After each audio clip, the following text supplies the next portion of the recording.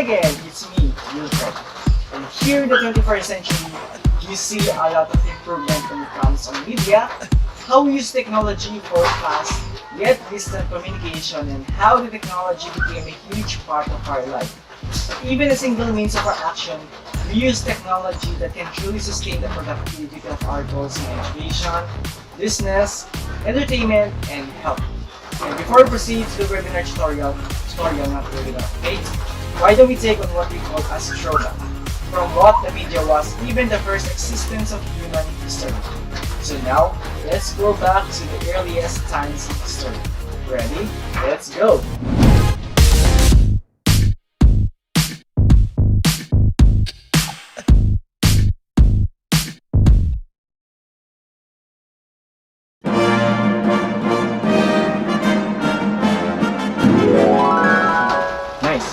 Very simple and ancient. Now we are here in the prehistorical period, and if you're going to ask, no Wi-Fi, no cell phone, no radio, no book, but with their intelligence, they simply invented the first and ever way of communication.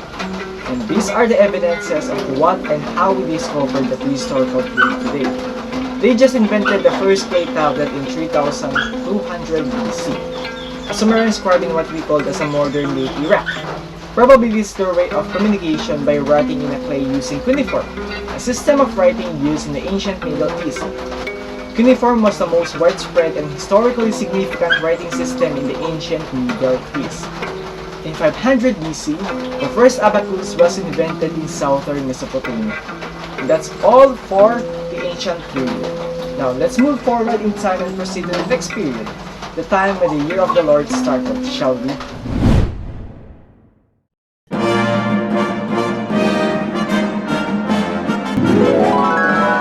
I am now in 866 AD.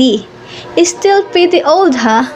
But I see that there's improvement because of human civilization by time. I also kinda feel that I am in medieval period, and during this time, the first book was invented, and it is called the Epic of Gilgamesh. And also during medieval period, the first printing press was invented by Johann Gutenberg in 1450. And also the first newspaper was invented by public occurrence, and it is for both domestic and foreign in USA. And now let's move forward in time and let's see what's more.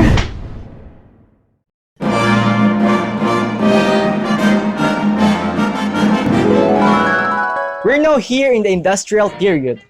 New technology influenced newspaper both directly through the revolution in printing techniques and indirectly through the rapid developments in transport and communications. So now, let's see the media and digital things invented during this period. First, we have Joseph Nicephore Nape, a person who invented the first photograph in the whole world, typically the oldest existed photograph in the whole world. W.S. Burt invented the first typewriter called the typographer in 1829. Yes, at one time, people pressed down on the letters and made an impression on a piece of paper with actual ink.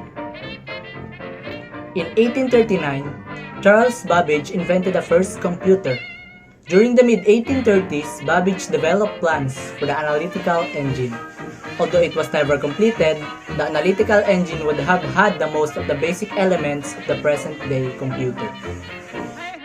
On May 24, 1844, Samuel F. B. Morse dispatched the first telegraphic message over an experimental line from Washington, D.C. to Baltimore. The message, taken from the Bible, Numbers 23 verse 23, and recorded on a paper tape, had been suggested to Morse by Annie Ellsworth, the young daughter of a friend. On March 7, 1876, Bell was granted his telephone patent. A few days later, he made the first ever telephone call to Watson, allegedly uttering the now famous phrase, "Mr. Watson, come here, I want you." Thomas Edison created many inventions, but his favorite was the phonograph.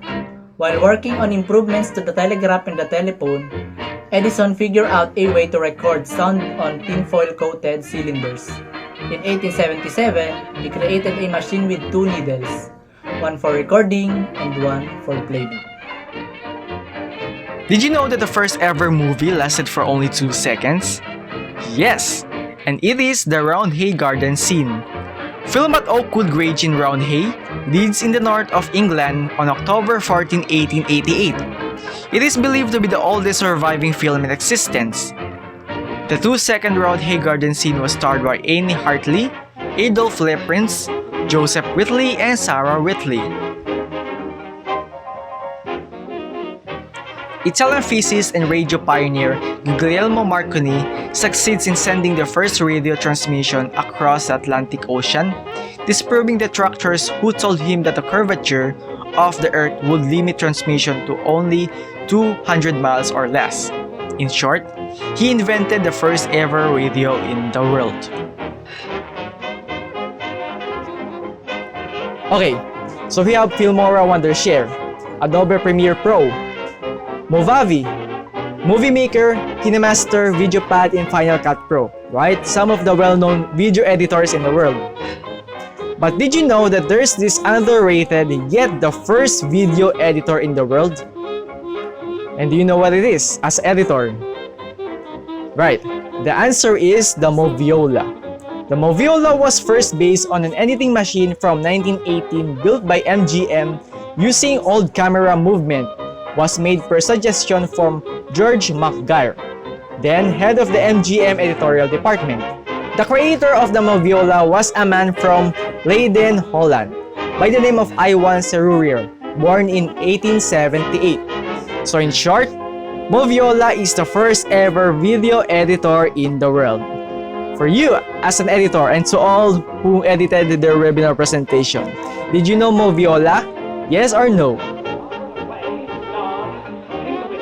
Now, Farnsworth made his first successful electronic television transmission on September 7, 1927, and filed a patent for his system that same year. Farnsworth continued to perfect his system and gave the first demonstration to the press in September 1928. That's all what we have in the industrial period, in the media and digital revolution. Now, let's proceed in the more modern period, the electronic period.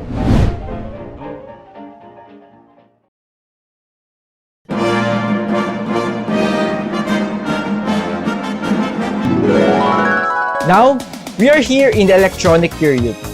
And at this period, better invention exists, including the first ever robot in the world. In 1954, George C. DeVol filed a patent for a robotic arm that could move with 6 degrees of freedom and store step-by-step digital commands on a drum or other medium. This would become the Unimate industrial robot. In 1956, DeVol met Joseph Engelberger, and together they founded Unimation Incorporated, the first robotics company in the world. Sometime between 1940 and 1954, the research staff of RCA Laboratories invented the world's first electronic color television system. A successful color television system based on a system designed by RCA began commercial broadcasting on December 17, 1953. It was invented by John Logie Baird. Ferranti Mark I machine of the University of Manchester was the first artificial intelligence invented in 1956 by Alan Turing. It was used to help forecast election results, calculate wages, and produce actuarial tables, among other things. On September 21, 1983, Motorola made history when the FCC approved the Dyna TAC8000X phone, the world's first commercial cell phone in the world. Tim Berners-Lee, a British scientist, invented the World Wide Web or WWW in 1990 while working at CERN. This web was originally conceived and developed to meet the demand for automated information sharing between scientists and universities and institutes around the world. The first blog site was invented in 1994 called Links.net. The first smartphone called Simon was invented in 1995. The oldest and first social media called 6 Degrees was invented in 1997, not Friendster. Di po Friendster, kundi 6 Degrees. And the first webinar called WebEx Meeting Center Video Communications and was invented in 1999. Typically an online web conference, or let's say, the first webinar in the world. So that's all for the electronic period. Let's now advance to the 21st century new media period.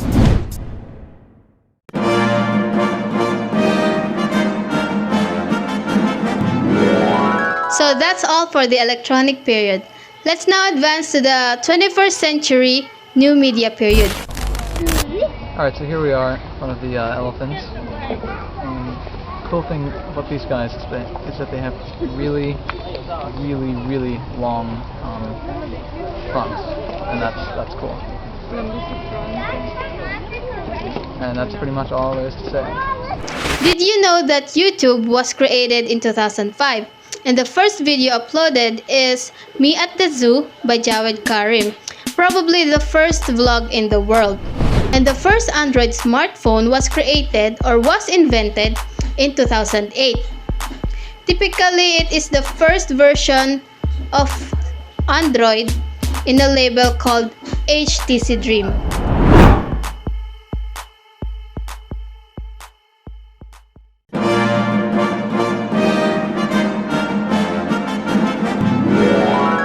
And now, as time goes by, 2010 became the decade for social media, where anything that we snap and chat can be easily uploaded online. We communicate online, and digital technology were much integrated at this period. People use Facebook to express their feelings, using Twitter to express their anger, and posting on Instagram to post their latest outfit, just like the OOTDs. This is also the period where public and private Wi-Fi was globally established, and 4K technology is the latest hit. This is also the decade when learning became much easier and communication barrier is not a thing anymore. We have Facebook Messenger, WhatsApp, Viber, Telegram, and any other communication devices or apps that we use to communicate even at large distances and even to meet new people online. Online streaming is also a big hit at this period. If you miss a TV show, there's YouTube. If you miss a live show, there's an online replay and much more videos provided online. Here in the social media period, people also learn how to engage in socialization in a virtual world. Despite of some drawbacks that some people may have lost in the world of social media.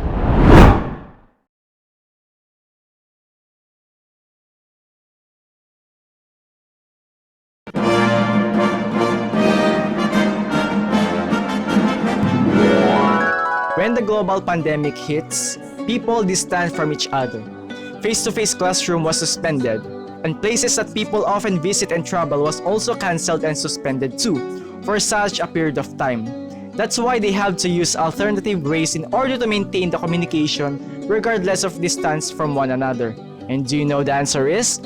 The answer is technology. Online classroom, online meeting, online selling, online learning, online entertainment, online mass. Everything is online, you name it. And this is the period where people needs to adapt that gadgets and technology is now part of our lives. That we need cell phones and laptop to fulfill and attain all the activities in schools. That we need to use our phone to watch the online mass. That we need apps to buy essential products that we need in our home. The digital world is getting larger and larger because of our dependency on online technology and media. Therefore, we call 2020 as a period of digital domination and integration.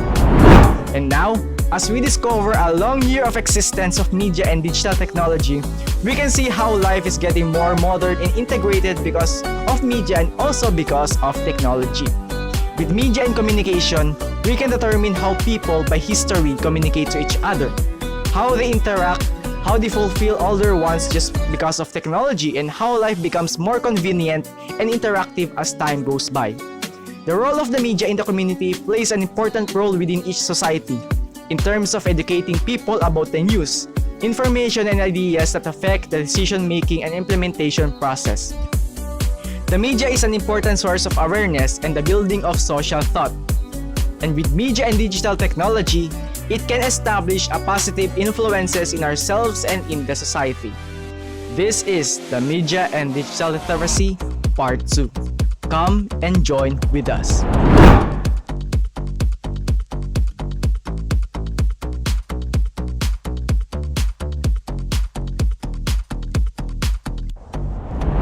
Presenting the 4 representative groups, here are the 21st century literacies of 3B-1, including Financial Literacy of Group 1,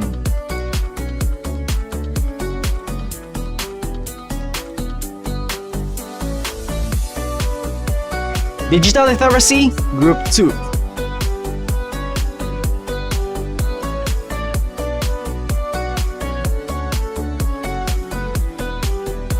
Ecological Literacy Group 3,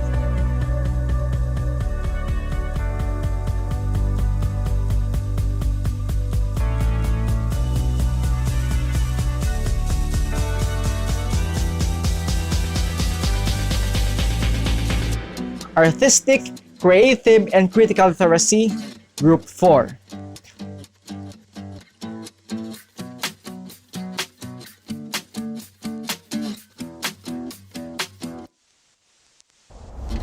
Welcome to the final presentation of building and enhancing new literacies across the curriculum. The tutorial starts now.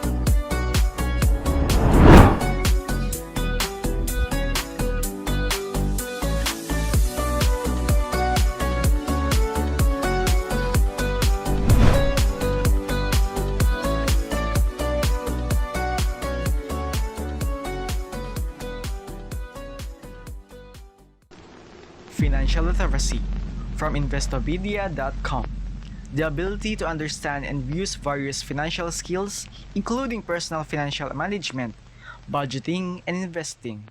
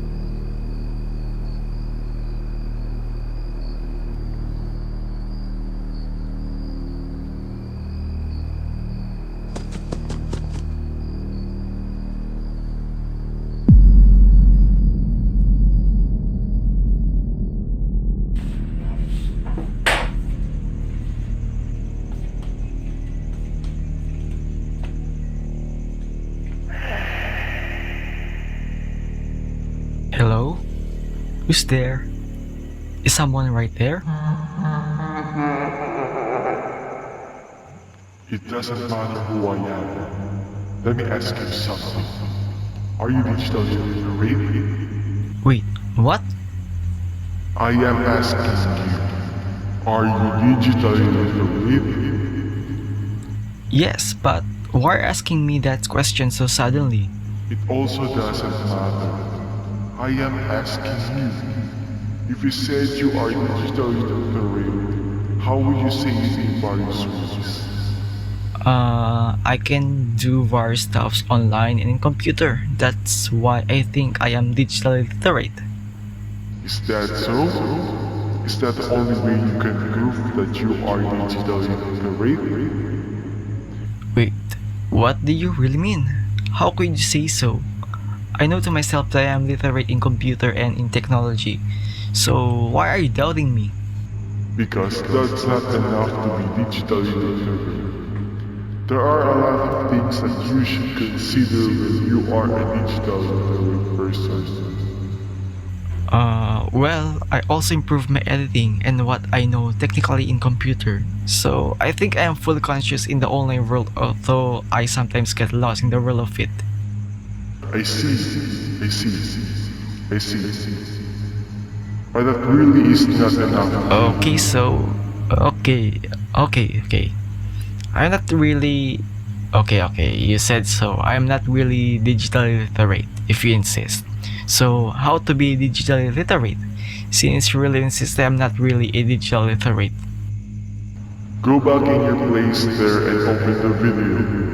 Play it and watch the whole video. So that you can be a digital literate person. Oh, okay, but wait a second. Who really are you? And I almost can see you in the dark, although it's so obvious right there. I am not in front of you. I am on your back. It doesn't matter. Just watch the video before it's too late.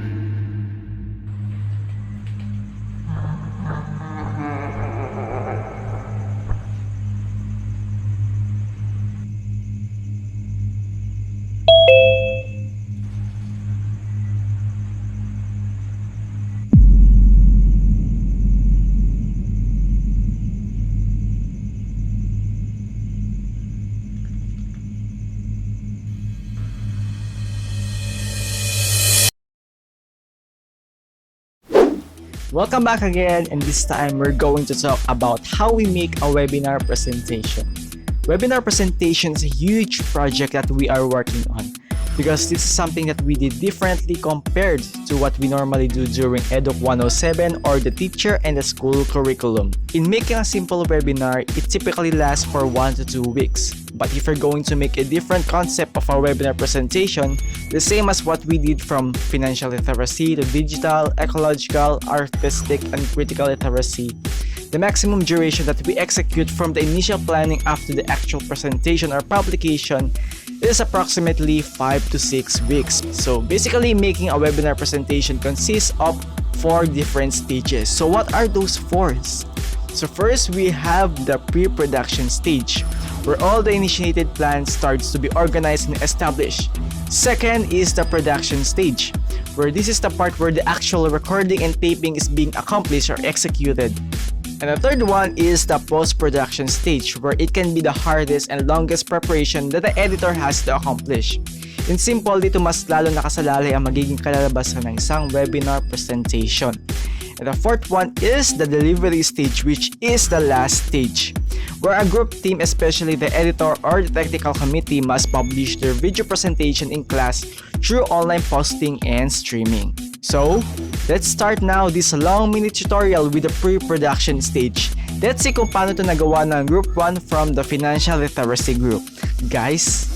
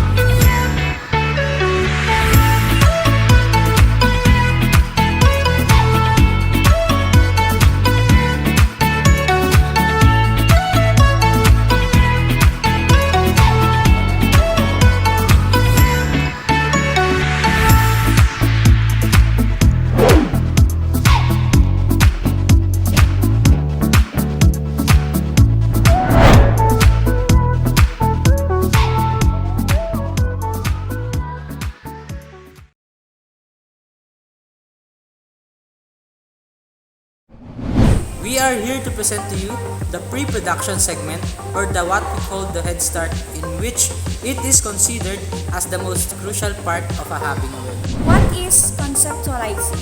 Conceptualizing means coming up with a practical implementation of an idea. It is not enough to simply have the idea. To conceptualize, one must develop an actual mental model of how such an idea might be made manifest.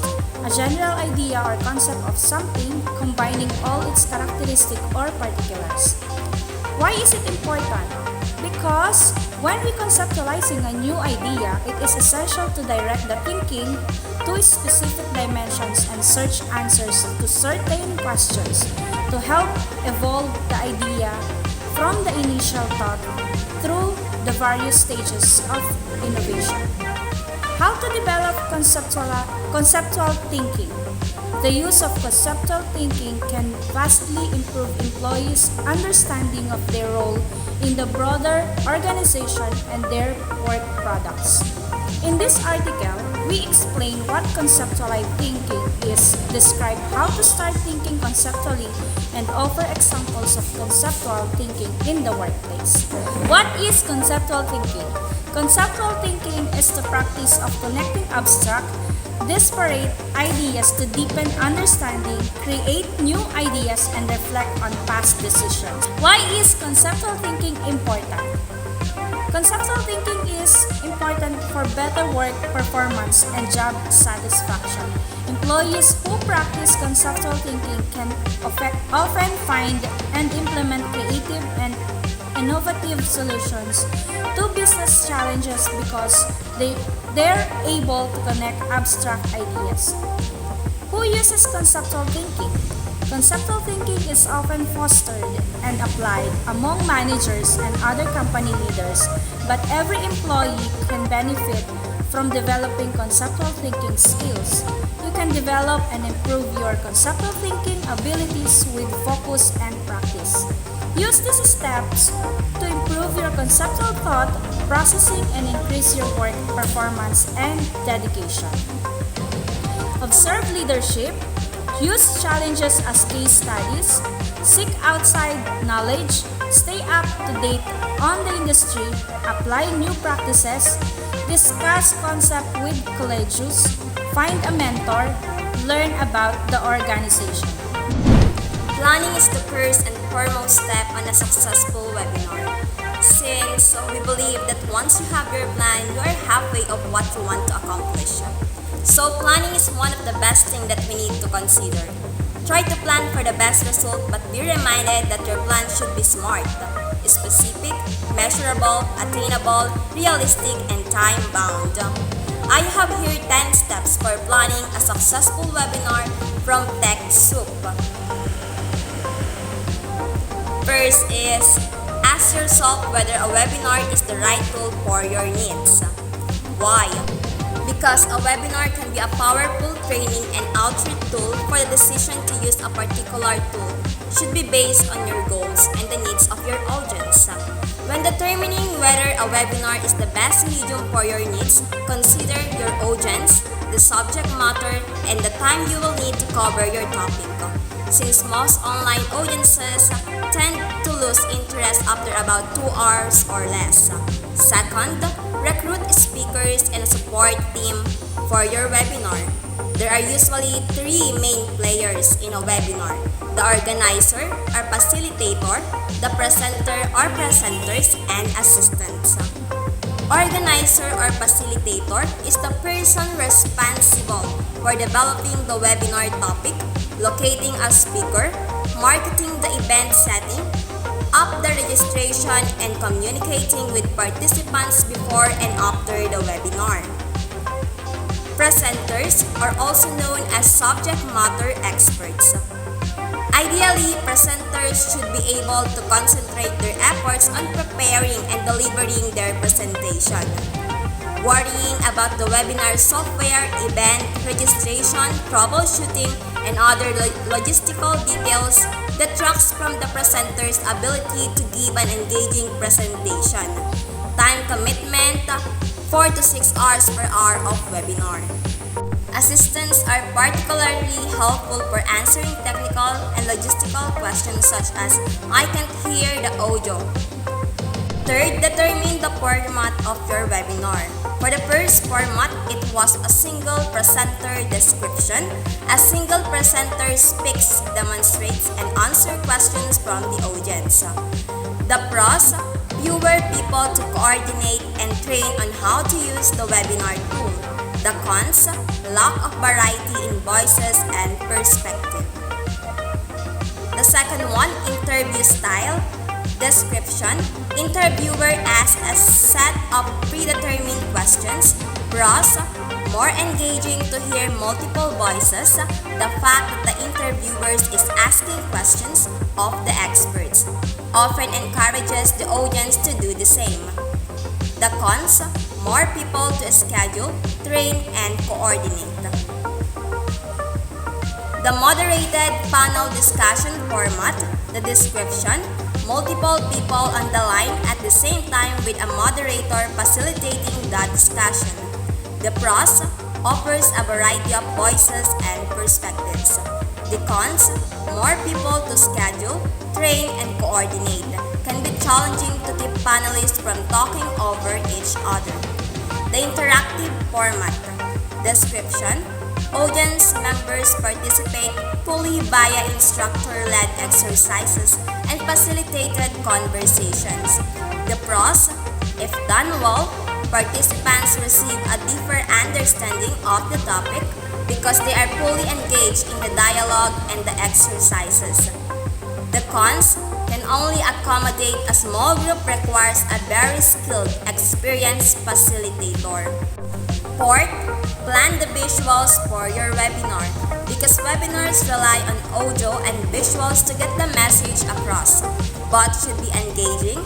Plain slides with a lot of text don't work very well.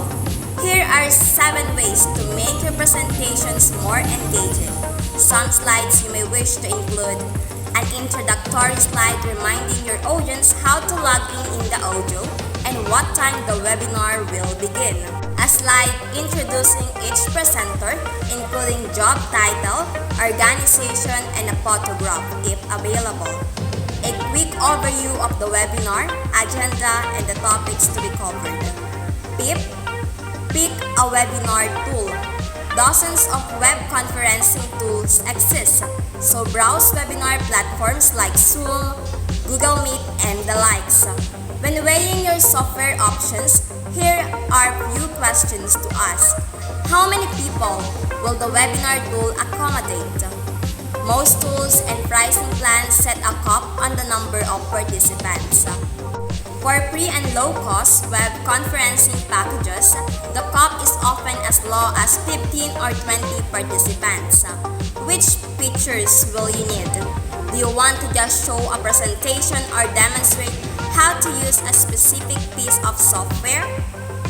Would you like your participants to be able to take control of your desktop? Do you want a live video feed of the speakers? Make sure you choose a tool that allows you to do what you want.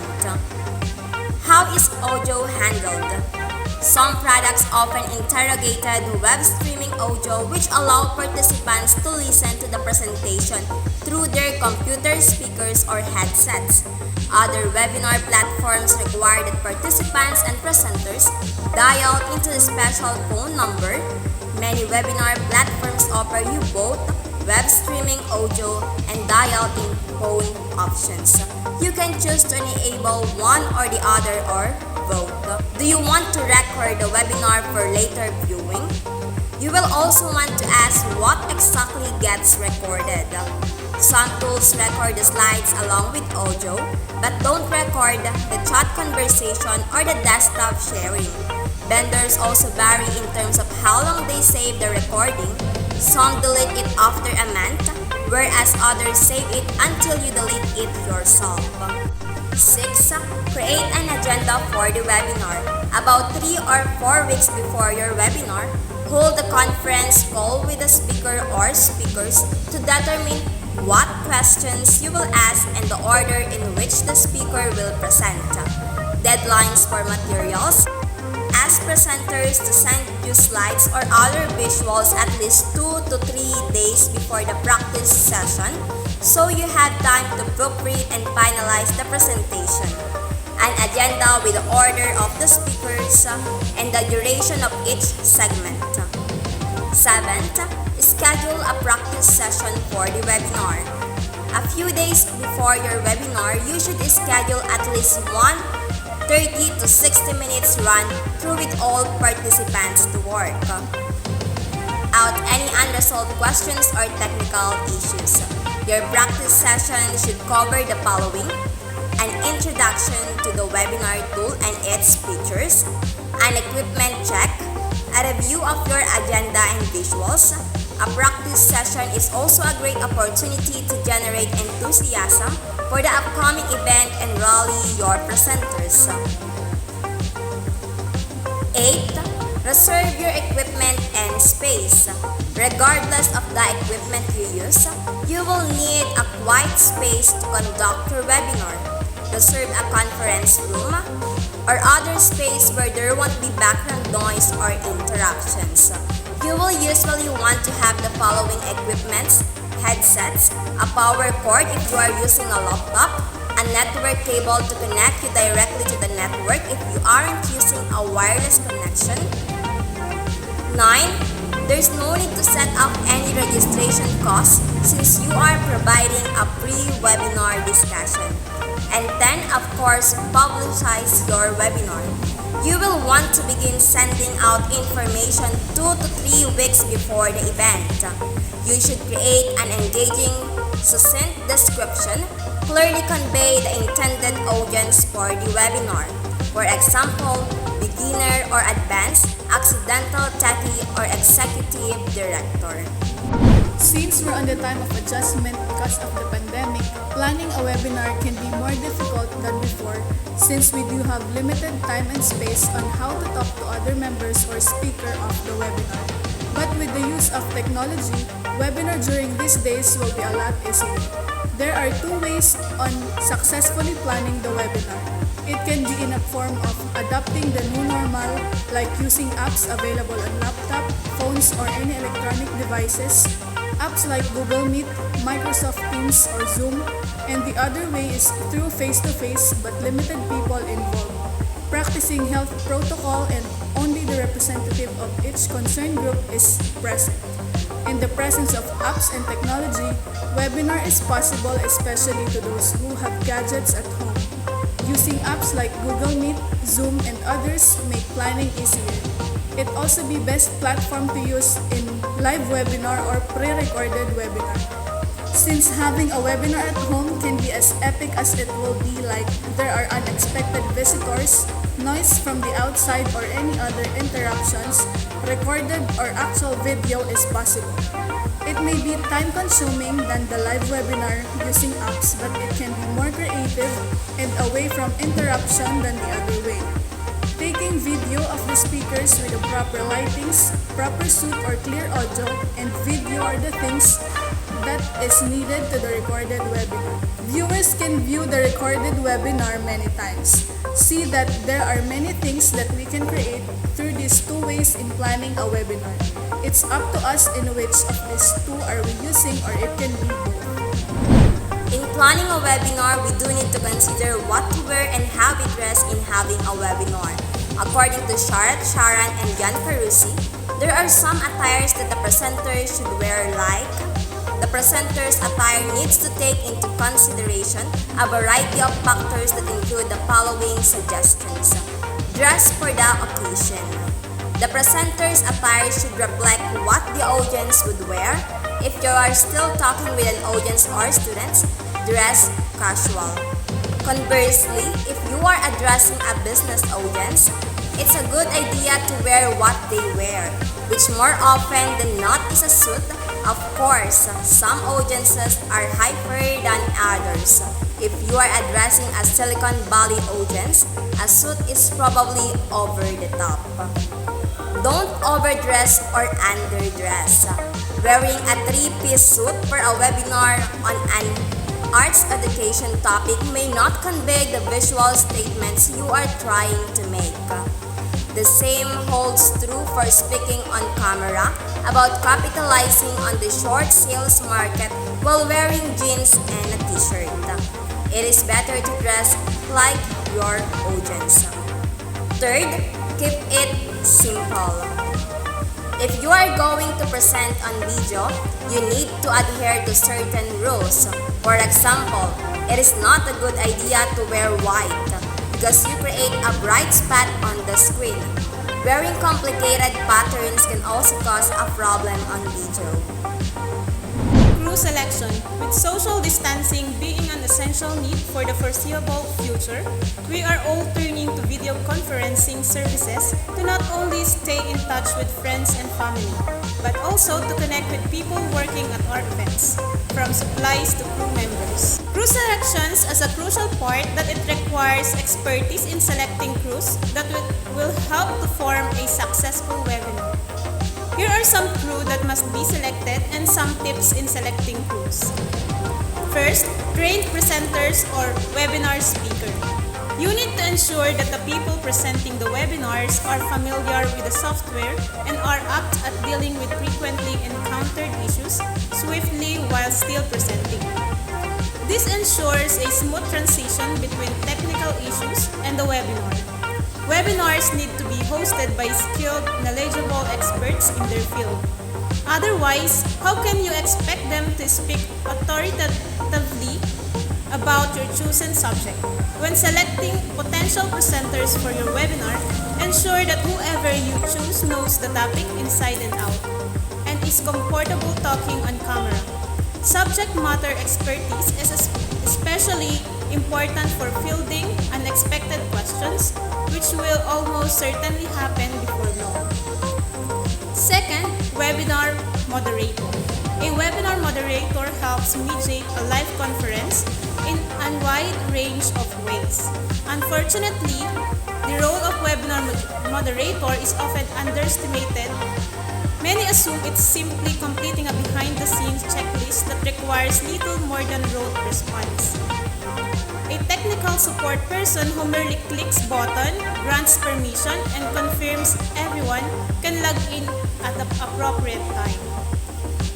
These business owners believe if they have the technology down cold, they have no use for a second in command during their webinar.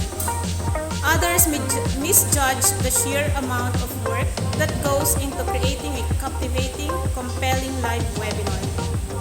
During any given video conferencing session, the webinar moderator will coordinate responsibilities including audience welcome message, agenda outline, discuss relevant session protocol, speaker introductions, permission for shared information, track inquiries and chat windows, administrate Q&A sessions, manage unexpected system glitches, close out conferences.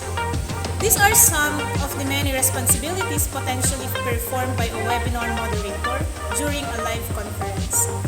Due to web conferencing immense popularity, the webinar moderator role will likely continue to evolve, further emphasizing the importance of having a secondary point person to ensure a function proceeds as smoothly as possible. On-site IT crew. On-site IT crews can help people with issues they encounter during the webinar. The ability to do a quick fix will create a positive webinar experience. To have an IT crew during the webinar, audience members can directly ask them questions during the webinar when they are having some issues, rather than asking the presenter, disrupting the webinar.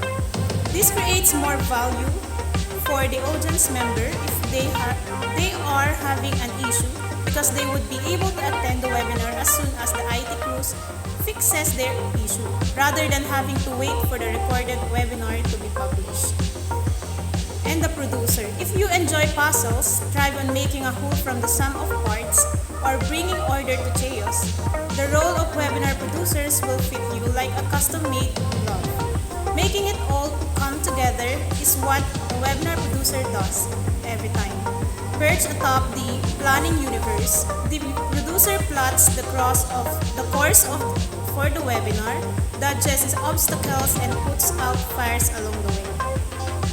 Sometimes webinar producers act as a gun for hire, working for external clients. For example, a company may be familiar with running webinars but not with the service or software. So as a provider can supply a producer to the company's team to help.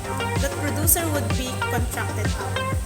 So some responsibilities for the producers include planning the webinar, holds meeting in the early stages to flesh out ideas and translate them to presentation. Putting the team together, selects the speakers, guests, and support staff and trains them if necessary. Marketing the webinar, gets the word out of the potential participants using email, social media, and other marketing techniques. Uploading the presentation.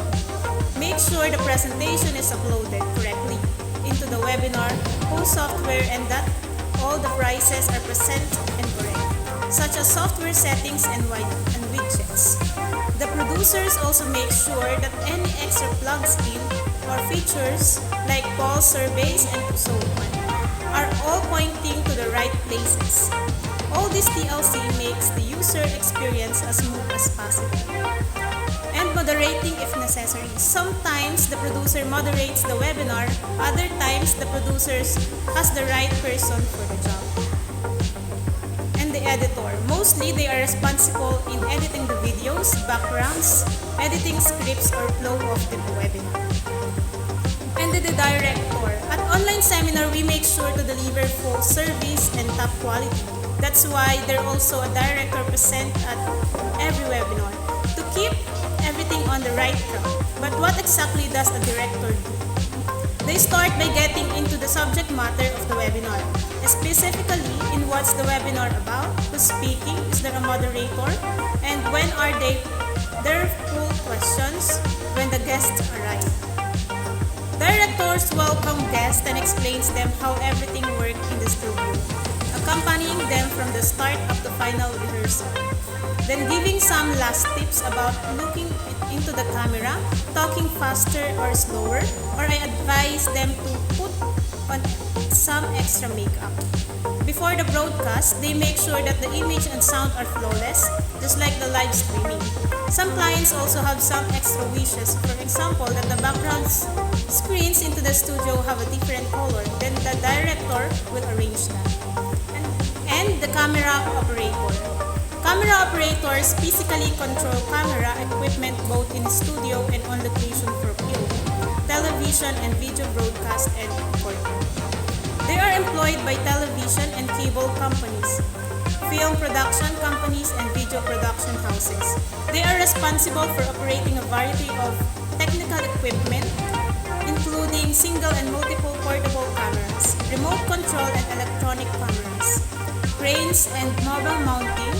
Other responsibilities include assembling and setting up equipment, planning, preparing, and rehearsing scenes, following camera scripts, creatively framing and capturing action, responding quickly to directions, and liaising with lighting and technical staff. On this video, we'll be talking about organizing. Let us first define what is organizing. Organizing involves assigning tasks or a grouping task. During the organizing process, the speakers and producers to facilitate the goals identified in the plan. Organizing is highly complex and often involves a systematic review of human resources and priorities.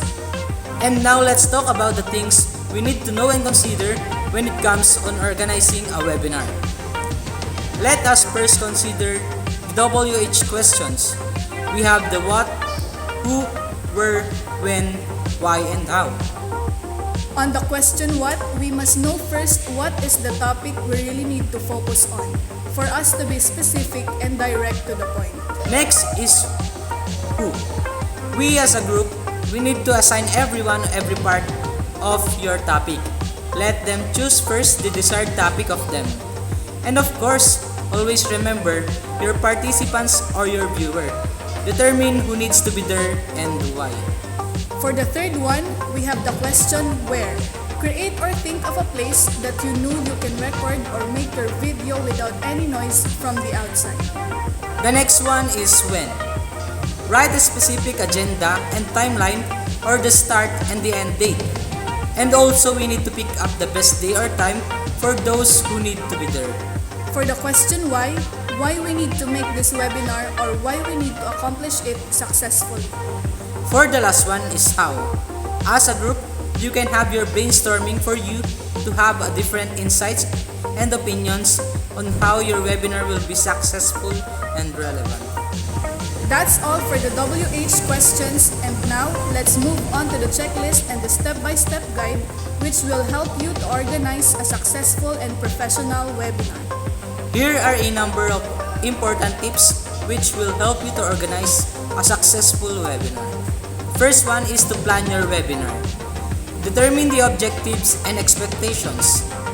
Choose a specific target group and to determine the types of interaction. Decide on the webinar content and the webinar speakers. Choose valuable content. Select the speaker or speakers and presenter and keep them well informed. Write a webinar script and practice it. Next is schedule the date and time or have the duration. Make the timeline or duration of how long the speakers will accomplish the assigned tasks to them. Give exact date to compile all the videos and allot sufficient time for the editing of the videos. Promote the webinar. Decide on the content of the email invitation. Determine the right promotional mix. Note, direct email tends to be most successful for webinar registrations. Think about which notifications you will be sending, both before and after the webinar. The live webinar. A webinar should not last too long, 30 to 60 minutes. Offer your viewers something extra, for example, a checklist similar to this one. Next, ensure that an on-demand version is available immediately after the live broadcast finishes. Follow-up activities. Analyze the success against the predefined objectives. Promote the on-demand version of the webinar. Evaluate the webinar and identify points for improvement. That's all for organizing. We hope that you've got some information and tips in conducting a webinar. What is a webinar? A webinar script is a pre-written dialogue of what you plan to teach during your webinar. At a minimum, your script should include an introduction, an agenda of what you and your panelists will discuss, the specific points of your panelists will cover. Webinar scripts are valuable because they help keep your webinar valuable. Without a proper planning, it's easy to lose your train of thought due to nervousness, excitement, or perhaps an audience question. Writing a script for your webinar ahead of time will allow you to decide on the goal of your webinar. Think, what do you want your audience to learn? Who do you want to invite to speak that would help teach your audience? What action do you want your audience to take during and after your webinar? By answering these questions before your webinar, you can tailor your webinar script and angle its speakers and content to stay focused on these deliverables. So now let us proceed to how to write a webinar script. The first one is a webinar introduction. The introduction script should include a brief introduction of yourself and your topic. Explain why you're equipped to teach and touch on webinar agenda, including what speakers your audience can expect to see. The next one is a webinar agenda. You might have touched on the webinar agenda in your introduction, but this section is your chance to explain more what your audience members will see and learn. You can break up your webinar into sections like what, why, how, etc. Or if you have guest speakers, outline what your speaker will be discussing. This is also where you can mention how long each section and presentation will take, as well as how much time will be left at the end of your question. The third one is the webinar goals and purpose. Next, feature a section that discusses the why of your webinar. Perhaps you have a single punchy sentence that will grab the attention of your audience. Or you may choose to feature a bulleted list of ways your audience will benefit from the webinar. The fourth is the webinar educational content. This section is the crux of your webinar. It contains the valuable educational information that your audience likely signed up to see. According to how you organize your presentation in the agenda section, develop the talk track for each section down to the transitions. If you plan to include imagery, engage your audience or share your screen to demonstrate a concept. Make a note of these sections in your script. The next one is the webinar conclusion and Q&A. The conclusion to your webinar is crucial. It helps anchor your lesson for your audience and recaps important takeaways. You can also script an engagement activity, such as a short concept quiz or brief feedback.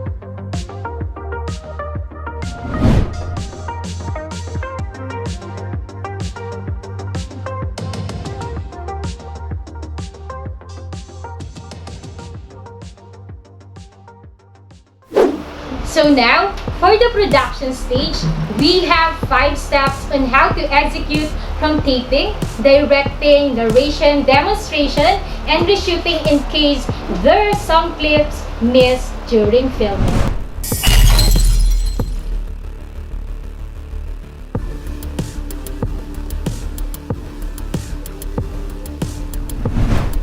For the filming or taping, filming a video is not easy. It needs a lot of effort and right equipment to have a quality footage.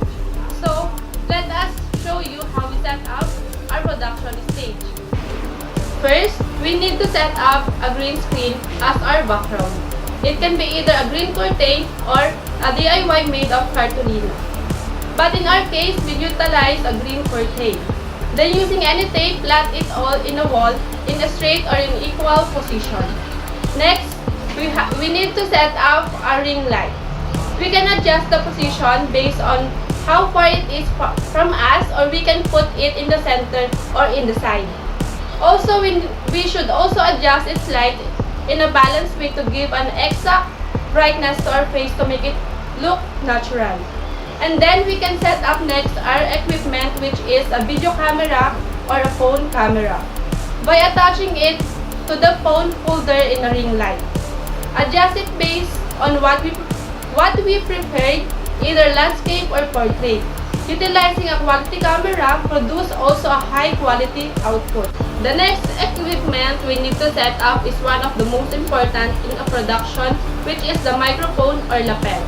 To record our voice clearly and in modulated volume that can catch the attention of the audience and make them feel the video engaging. Headphones or headset is also a good alternative if the two is not available. We can also need a laptop or extra device for the script written on it just to guide us while filming a video in order to avoid many cuts and makes the flow smooth. After setting them all, we can already sit in our position and ready to start filming. That's all we need in setting up production for filming a video. As for the directing, the leader of each group is responsible in guiding his or her group mates on how do they plan the webinar, especially on disseminating the workload. Directing is important in creating a webinar because it will serve as a motor of group. Without a person who is leading or directing, the unity would fall out of place. So take this as a tip. Being a leader is a hard task.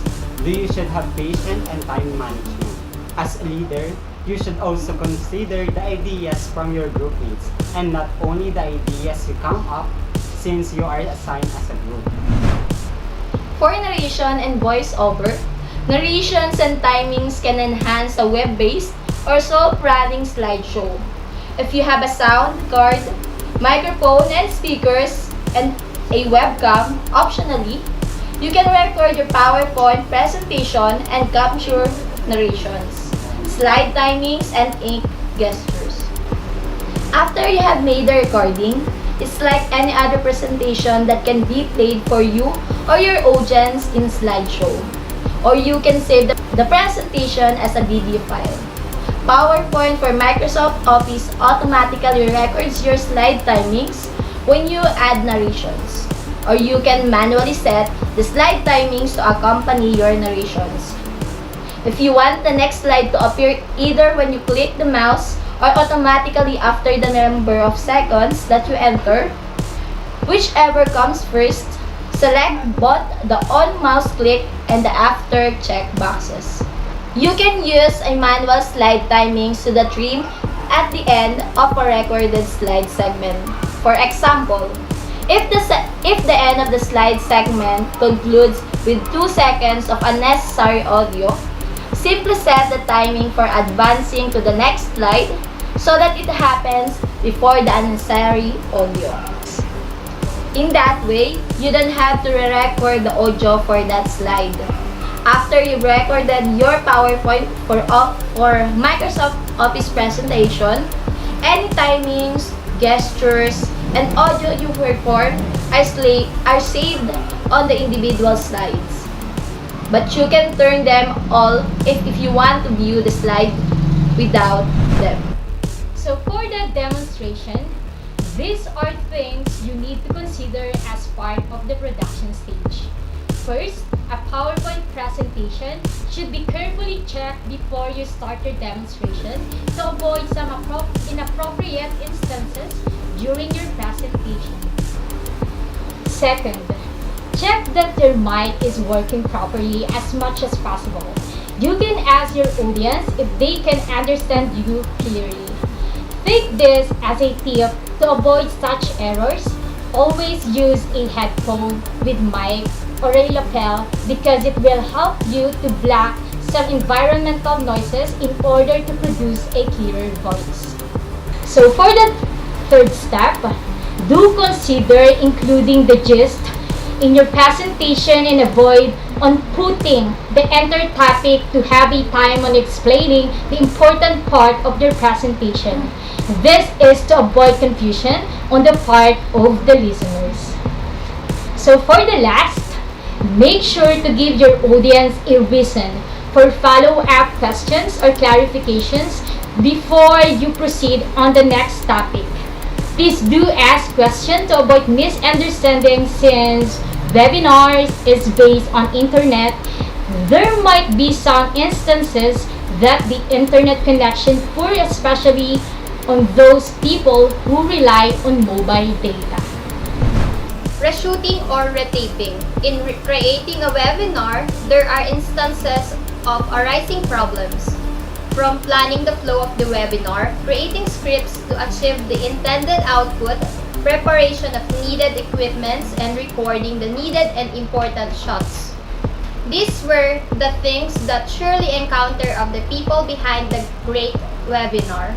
This implies that not everything you planned becomes successful. If there were some missed shots and technical difficulties while doing the videos, try not to give and retake it. Reshooting mistakes was not bad because sometimes it could lead to a better output.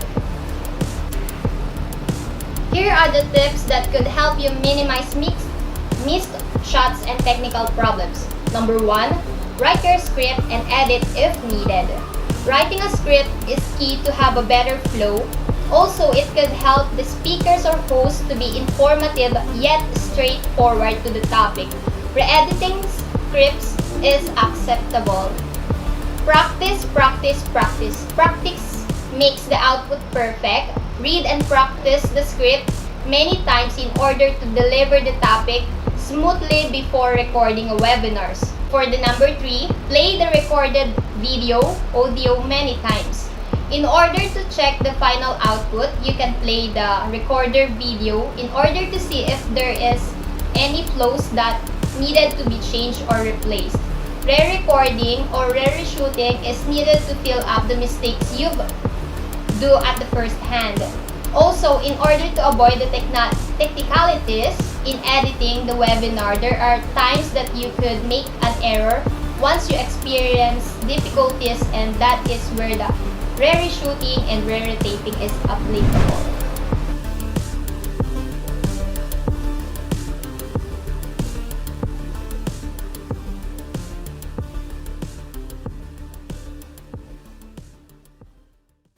And that's all for the production stage. Thank you so much, Group 2 or Digital Literacy Group. And now let's proceed with the third stage, which is called the post-production stage.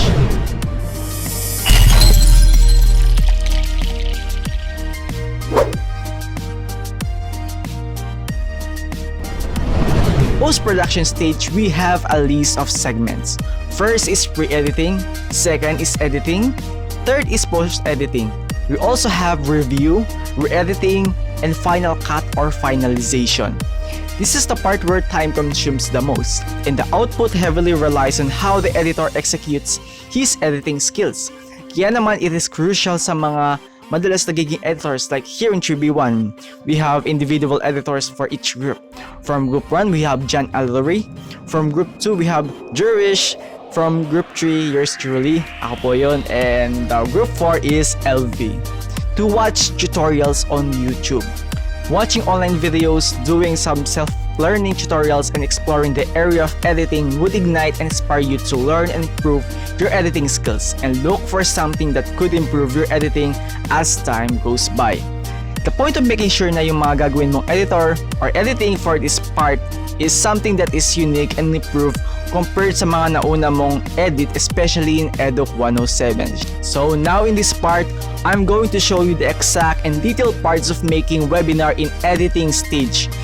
So when it comes to video editors, we have Adobe Premiere Pro, Final Cut Pro, Filmora 9 or 10, Movie Maker, Movavi, KineMaster, and VideoPad. So this 2021, I started to make videos using Adobe Premiere Pro. But since mas nagamit ko ng pangmatagalan or for years is the Filmora 9 or 10, then I think mas mainam to na ito ang aking gagamiting editor or example to execute this tutorial. So you have an option for editor. And since ito rin naman ang ating gagamiting example, then let's start this tutorial for this part. So the question is, I don't have the editor yet. How should I install it? It's simple and easy to install your preferred editor. I would highly recommend either Filmora or Adobe Premiere, but Premiere Pro is something na mas ginagamit ng mga professional editors, like in Hollywood movies, mainstream media, professional YouTube videos, and so on. But Filmora is much more candid and user-friendly. For Filmora, all you have to do is to visit their webpage and simply download the executable file right here in the video. Wait for it to finish the downloading process, and once it is done, simply open the file using the installation process. It might take a while, so kung sa installation process ay naiinip ka, pwede ka naman mag-YouTube or mag-TikTok muna. First in the stage is pre-editing. So what really is pre-editing? From the word itself, pre-editing. So okay, after you gather and execute all the shots, scenes, narrations, and clips that you have done during the production stage, even those retake and reshots, you have now this time to put all the clips into the computer na gagamitin mo sa pag-edit. Here are the things that you should consider before proceeding in the initial editing process. First, make sure that you have a decent laptop that can perform video editing and the likes. It should be at least 8GB RAM and above. 4GB is pretty decent syempre. But expect for some minor lags, as video editors like Filmora typically requires 8GB RAM and above for high definition videos. Also, you should also consider the processor. So what is the processor itself? Typically a processor is what we call as the brain of the computer. 2 to 2.7 GHz is the average required processor speed so that it can render your raw clips faster for your productive editing. 3 GHz and above is much better, hence expect a faster rendering speed. Syempre, mas mataas ang number 4 GHz, it means mas mabilis ang process kapag nag-edit ka mismo using those raw clips. Make sure that all of your raw files are also not corrupted, or else it will be the end of the world. So, for resolution, I think 1080 is the best option. You can also try 720p if you want a faster yet lower quality. And at the same time, 2K resolutions, but consumes your memory capacity the most. Expect na natin po yan, syempre. Mas mataklas ang memory kapag mas mataas ang definition or quality or resolution of the video. And also, mas mahaba din ang rendering process niyan. Make sure that audio records are also fine, especially for those who use lapels and mic. Just like here what I'm doing right now, mic po ang gamit ko po this time. So, prepare also for special effects and graphics that you are going to use. For Filmora, it's better to explore the editor using the film stack. So what is the film stack? So film stack is a place where you can find thousands and hundreds of special effects na pwede mong magamit or i-using tipo. May mga iba na free, may mga iba na trialware or for a limited time period, or pwede mo siya magamit for 30 days. Meron din naman may mga bayad. So kanya-kanyang discount lang po yan sa pag-edit. So if not, dahil pwede naman natin gamitin ang YouTube. You can browse online video resources na maaari mo gamitin sa mga special effects, transitions, overlays, and so on. So regarding sa music, do extensive research. Bigyan naman natin ng konting effort ang pagpili ng background music and make sure that it is cinematic and not overly dramatic, and also realistic. So I would suggest anyone to avoid searching for happy background music or dramatic background music search terms, especially sa YouTube. There are some well-known audio library online. So what is audio library, diba? From the word itself, audio library. Syempre, it is actually a place or for various resources or various audio resources for free. So there are some well-known audio library online for free like Lo-Fi or Melody.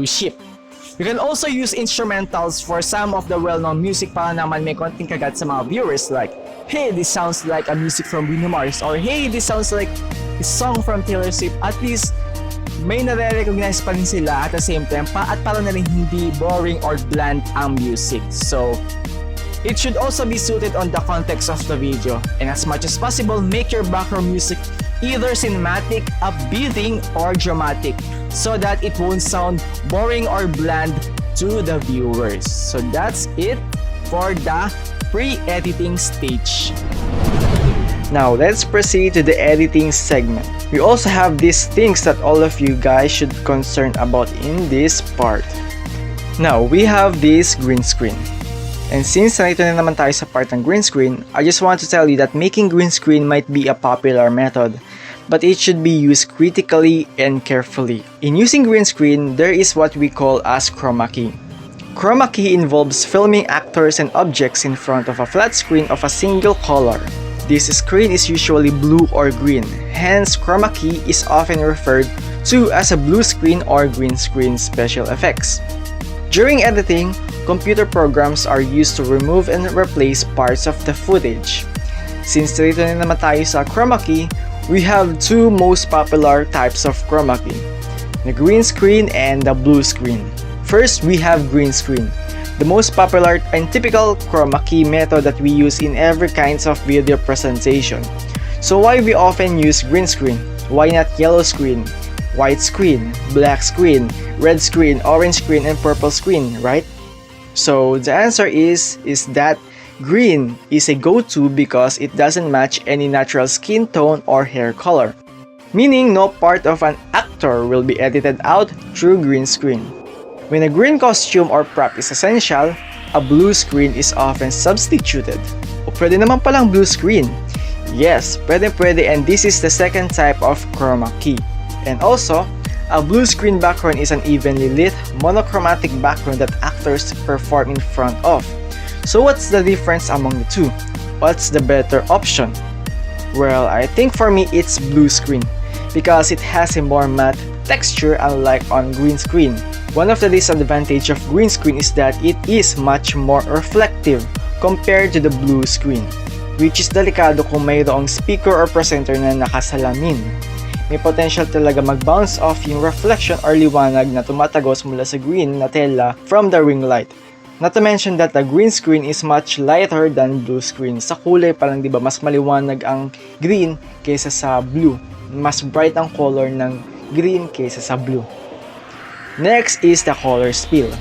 While the green or blue screens will be removed during editing, some color will spill onto the subject, especially around the edges, lalong-lalo na po doon sa mga speakers or presenters or mismong subject, mismong tao na nasa sa screen. This can create a thin line around the person or make areas like their hairline look odd. Depending on your shot, color spill can be better or worse depending on the color of your screen. Blue screen tends to have less spill than green, and also happens to be easier to color correct than green. And the last is lighting. So we all know that lighting is one of the essential parts not just in post-producing but also in production and pre-production na na-mention din earlier here in the video. Blue screen have a lower luminosity as compared to green screens. This means that they are better suited to low light shots but also makes them thicker to light. If you want the blue screen to key properly with the least amount of adjustments necessary, you need to set your camera to the higher f-stop than you would wear using a green screen. This also means that it is more difficult to shoot a large scene on blue screen as opposed to green. So the next one here in the editing segment is the montage. Pwede ko lang i-share dito yung ginamit namin during the eduk on 1.0 here in ecological literacy, specifically in poem mismo, do sa poem, di ba? Instead na itula namin yung buong tula individually, ang ginawa na lang namin is itinula na lang namin or ini-present na lang namin or nagsalita na lang kami using the first two lines of the poem and the last two lines of the poem, same as Miss Pascual din also. And we use montage in the mid part of the poem so that hindi lang basta nakafocus yung video sa aming mukha or sa amin, kundi may ma-highlight din kung ano ba yung pinopoint namin or tinutukoy ba ng aming poem. Let's say in a figure of speech, yung simile or metaphor of what we're trying to convey using a montage. So, kita naman natin na nung tumutula kami about sa may na-mention na color orange. So, ang montage, orange na flower. Ganun din. Nung na-mention yung purple na flower, edi ang montage, edi purple na flower. So, just to make sure that when you are using montage, dapat nakaakma ito sa kung ano yung sinasabi ng narrator or ng speaker. So that it will make sense to the audience, just to make sure na kung ano yung naririnig nila na sinasabi ng speaker or narrator ay yun din ang nakikita ng mga audience sa mismong screen ng video. Okay? So the next one is the transition. So this is one of the most asset part of the professional webinar presentation because a better transition creates a smooth movement or flow of every parts and segments of the video. Example here is the ecological literacy sa aming group mismo, Group 3. As I edit the entire presentation, I started editing using each and every segmented parts. Hindi ko sila inedit in one flow but in individual parts. Magkakabukod. So, as I start editing using each and every segmented parts, like from the narrative part, doon nagsimula ang video namin, sa narrative part 1, then kay Mel on his introductory acting part, then to Miss Lane as a first speaker, sa akin, Mr. Santiago, second speaker, then to Miss Pascual, Miss Talisayon, Miss Pardines, and Mr. Indicio. Then Mr. Design again sa kanya outro acting part, then interview, poem, song, activity, and so on. And one of the good things about this one is that just in case that there's a sudden editing error, madali mo siyang mabalikan at maayos. Yun lang certain part na yun lang mismo, hindi yung buong video. Without overwriting or re-editing the other parts na okay na naman. Syempre may mga instances pa rin na may makikita pa rin tayong mga editing spots, especially in a certain parts mismo. Minsan nasa sa unahan yun, minsan nasa gitna, minsan nasa uli. Ang maganda dito kapag inedit mo siya individually, bukod-bukod, maaayos mo lang yung certain part na yun. So imagine mo, kung inedit mo siya ng isang buo, halimbawa lalo na kung ang inyong webinar is 1 hour mismo, napakahaba ng processing nun, ng exporting process. So imagine mo yung time na ma-waste mo, maaksaya na naman ng dahil lang sa 1 or 2 or 3 particular editing mistakes na ma-overwrite just because of that part. So imagine natin kung ma-edit uli siya, di ba parang taklas nun sa oras. Instead na kung na-edit mo siya individually, just in case na mayroong mang mali doon sa certain part na yun lang part na yun ang maayos without affecting the rest of the video okay na naman. And that's what I meant to make a video individually or segmentally, not in one whole sequence. So the next one is the overlay clips. These are typically the audiences or the picture or videos that you are using during the editing process. For the speakers, a 5-second loop clip is enough, just to make sure that each of the audience has their own different shots and angles, or at least so that it could look more realistic. We have low angle or eye level angle, and I think varied low angle is the best of all, because in a typical online meeting, people often use low angle shots, especially for those who are using their phone during Gmeet or Zoom meeting. It should also be in 1:1 ratio and 25% or 50% lower scale. So hindi dapat masyadong malaki itong part na to sa screen. And sa amin, gumamit kami ng transparent background during EDOC 107 and a white background in ecological literacy. It's up to you if you want a single, double, or multiple audiences or overlays. It depends if you're using a standard form or the contemporary form, which will be presented later on. Text and the lower third colors should be contrast on each other, and its lower third and font style must be suited on the context of the presentation. Wag yung ecological literacy then yung motif ay pang retro, di ba? It seems often not pleasure looking. But here in the digital lit part 10, we use a casual or freestyle editing. It's either retro depending on what we really like, kasi hindi naman talaga point dito yung motif of the video but the content of the video. But if you're presenting either financial literacy, digital, ecological, artistic, just to make sure na lahat ng mga motif is akma sa context of the video. For the background, a simple background like gradient is fine, or as much as possible, use animated so that it could look more professional and stunning looking, eye-catching, and sabihin nating interesadong panoorin kasi maayos ang naging background and execution. Same rule as on the lower thirds, it should be suited on the context, like digital literacy, and syempre dapat ang background related to digital literacy like technology backgrounds and so on, just to make sure that it is not awkward looking din. For the background, either you can use PowerPoint, Canva for animation or the video editor that you are going to use. Make sure that it is scaled properly with either 25 to 50% for PowerPoint presentation or full screen scale for the text using animated background from Canva. Font size also must be readable and uses simple transitional devices just to make sure na wag ding OA ang mga animated text. Not less, not much, just fine. The music also should be at least 25 to 45% lower than the voice of the speaker or narrator. It should not overdo, not overflow the other background music. Next is to use fade in and fade out so that it will create a sound smoothly, especially when you're switching a music into one another background music. For the post-editing segment, it is the part when you're about to save and export the video. Autosave are often common in Filmora. For every 5 seconds, nag-autosave na siya. Pero syempre, it is better to have a backup file. Save your project file using multiple names so that just in case na mayroong nangyari, meron tayong backup file na hindi basta-basta siya makukorrupt. Hindi tayo mabaproblema sa huli. Kahit sa editing, kailangan lagi tayong Boy Scout. After saving, choose your preferred resolution. I think 720 or 1080p. Sapat na yun for the best options. Pero syempre, iba pa rin ang 1080p or Full HD or High Definition.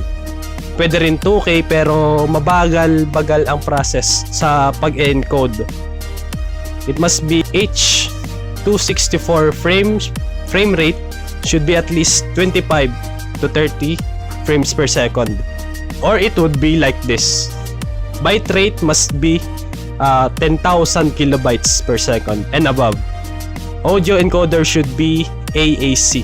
Since wala rin naman ibang option dito sa Filmora, stereo, not mono. Sample rate must be on its default state at 44 1000 Hz. And the audio byte rate should be 192 kilobytes and above. If you follow this standard, then it might be ready to go. Exporting process, depending on the type of laptop that you are using, its RAM, processor, speed, number of apps na naka-open, performance mismo ng laptop kung smooth ba ito or laggy, the resolution, special effects that you are using in a certain part of the video, frame rate, and the byte rate. Now, after the post-editing, syempre, nobody's perfect. Why? Because at this point, you are about to check and review your output that you're edited for the potential editing mistakes and mishaps. It takes a lot of while cautiously check every frames and parts of the video, and once you spotted either twice or multiple frames or multiple times rather, pwede na tayong pumunta sa tinatawag nating re-editing. O syempre, using the same project file in your editor, it should be on the last stop or the last checkpoint of the editing process. Tulad nga ng sinabi ko kanina, if you are using individual segment editing, mas magiging madali sa'yo ayusin ng mga dapat ayusin na ngayon lang napansin. Sa pag-e-edit, pwede mong balikan kung ano yung mga particular na parts or scene na kailangan mong ayusin, and once you are doing after saving and exporting and doing multitasking during the exporting process, dito napapasok yung tinatawag natin na final cut, ay nasa maayos na pagkakagawa. Natatanggal na lahat ng mga editing spots, unnecessary clips, and awkward shots. Fully furnished na rin and fully processed. Kung maayos na lahat, then maaaring simulan na rin ang pagliligpit ng isang editor ng editing. Ayusin na lang siguro ang mga file name and make sure that after that single review, dapat chinecheck pa rin ang output for webinar presentation. Because sometimes, we never know. Pero pagpalagay na lang natin na your video should be now under the consult of your group mates to verify and to make sure na ready na ito for the next stage, which is the delivery and uploading stage. And that's all for the post-editing. We gathered all through the process in order to present how that we make our webinar in this stage. So if you guys still needs more tips and tutorial, you can also visit and watch the YouTube links that has been provided in the description below.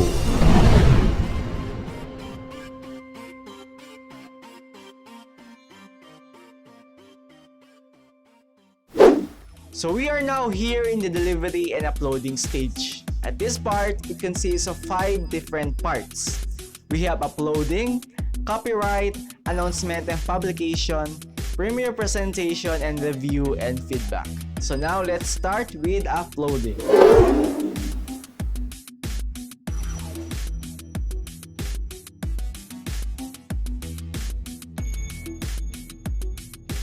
After you finish the finalization or final cut from the post-production stage, or let's say that the output or video is finally ready, this is now your time to upload your video online.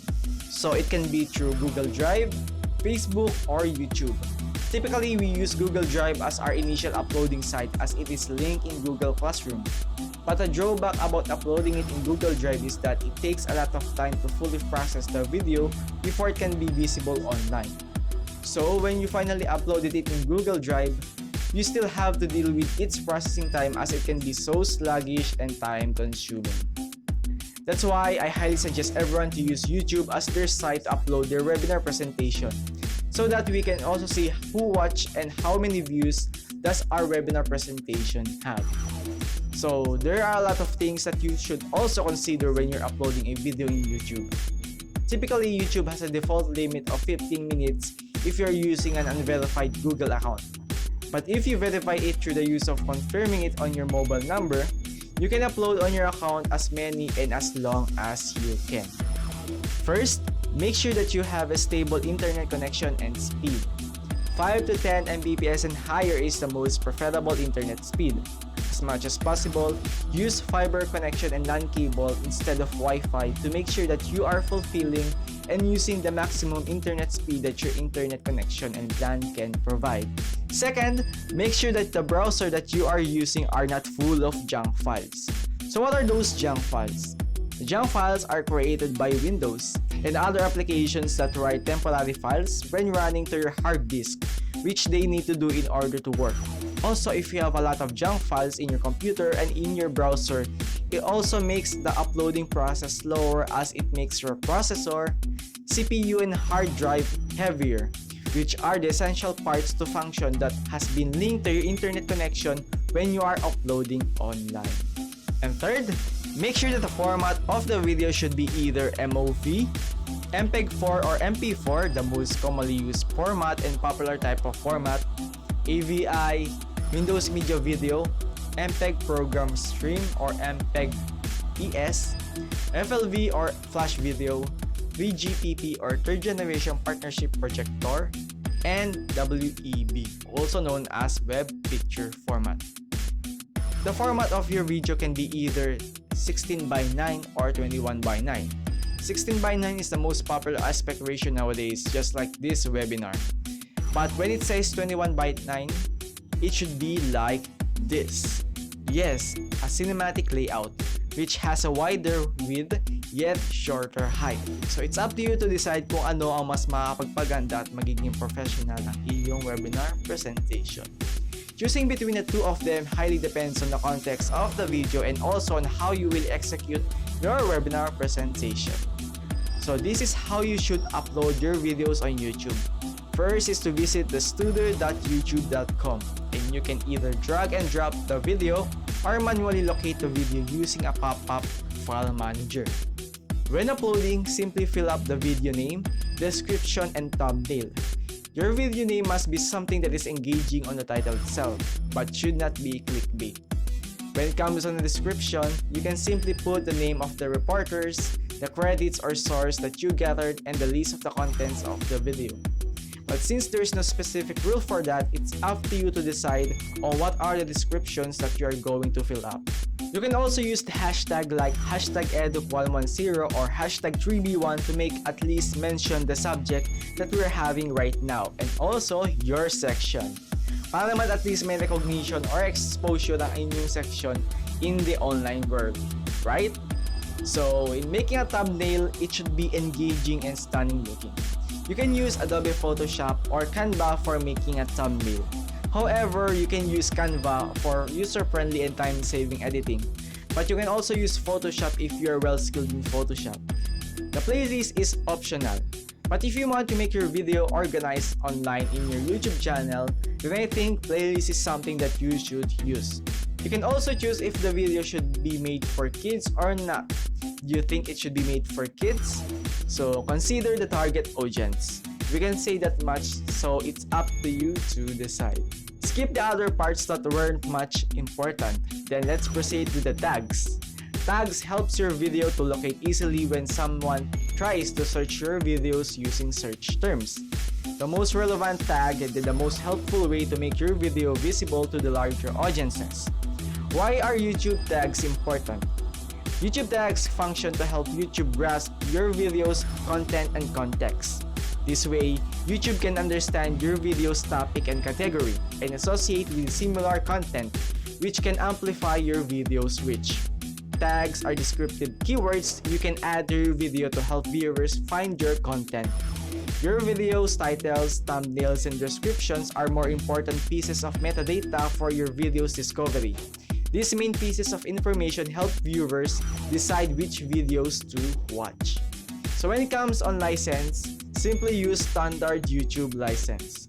With standard YouTube license, you are making sure that the video that you made are not intended for re-uploading. Just in case for someone who stole your video and re-upload it online. Even though you use some of the essential raw clips, but still, if someone wants to make your video using the same concept that you made, then they should make it on their own, not re-uploading your video, right? So basically, there are only two options. The first one is standard YouTube license and the second is the Creative Commons license. YouTube standard license lets you retain ownership of your video while granting YouTube permission to host and share it. Creative Commons license is that you can let someone to use your very exact video if you want to happen it, right? Creative Commons license are the most suitable for those who publish a YouTube videos like free templates, free special effects, background music, and so forth. Those online stacks that you can use for your post-production part. So for the category, it's up to you to decide.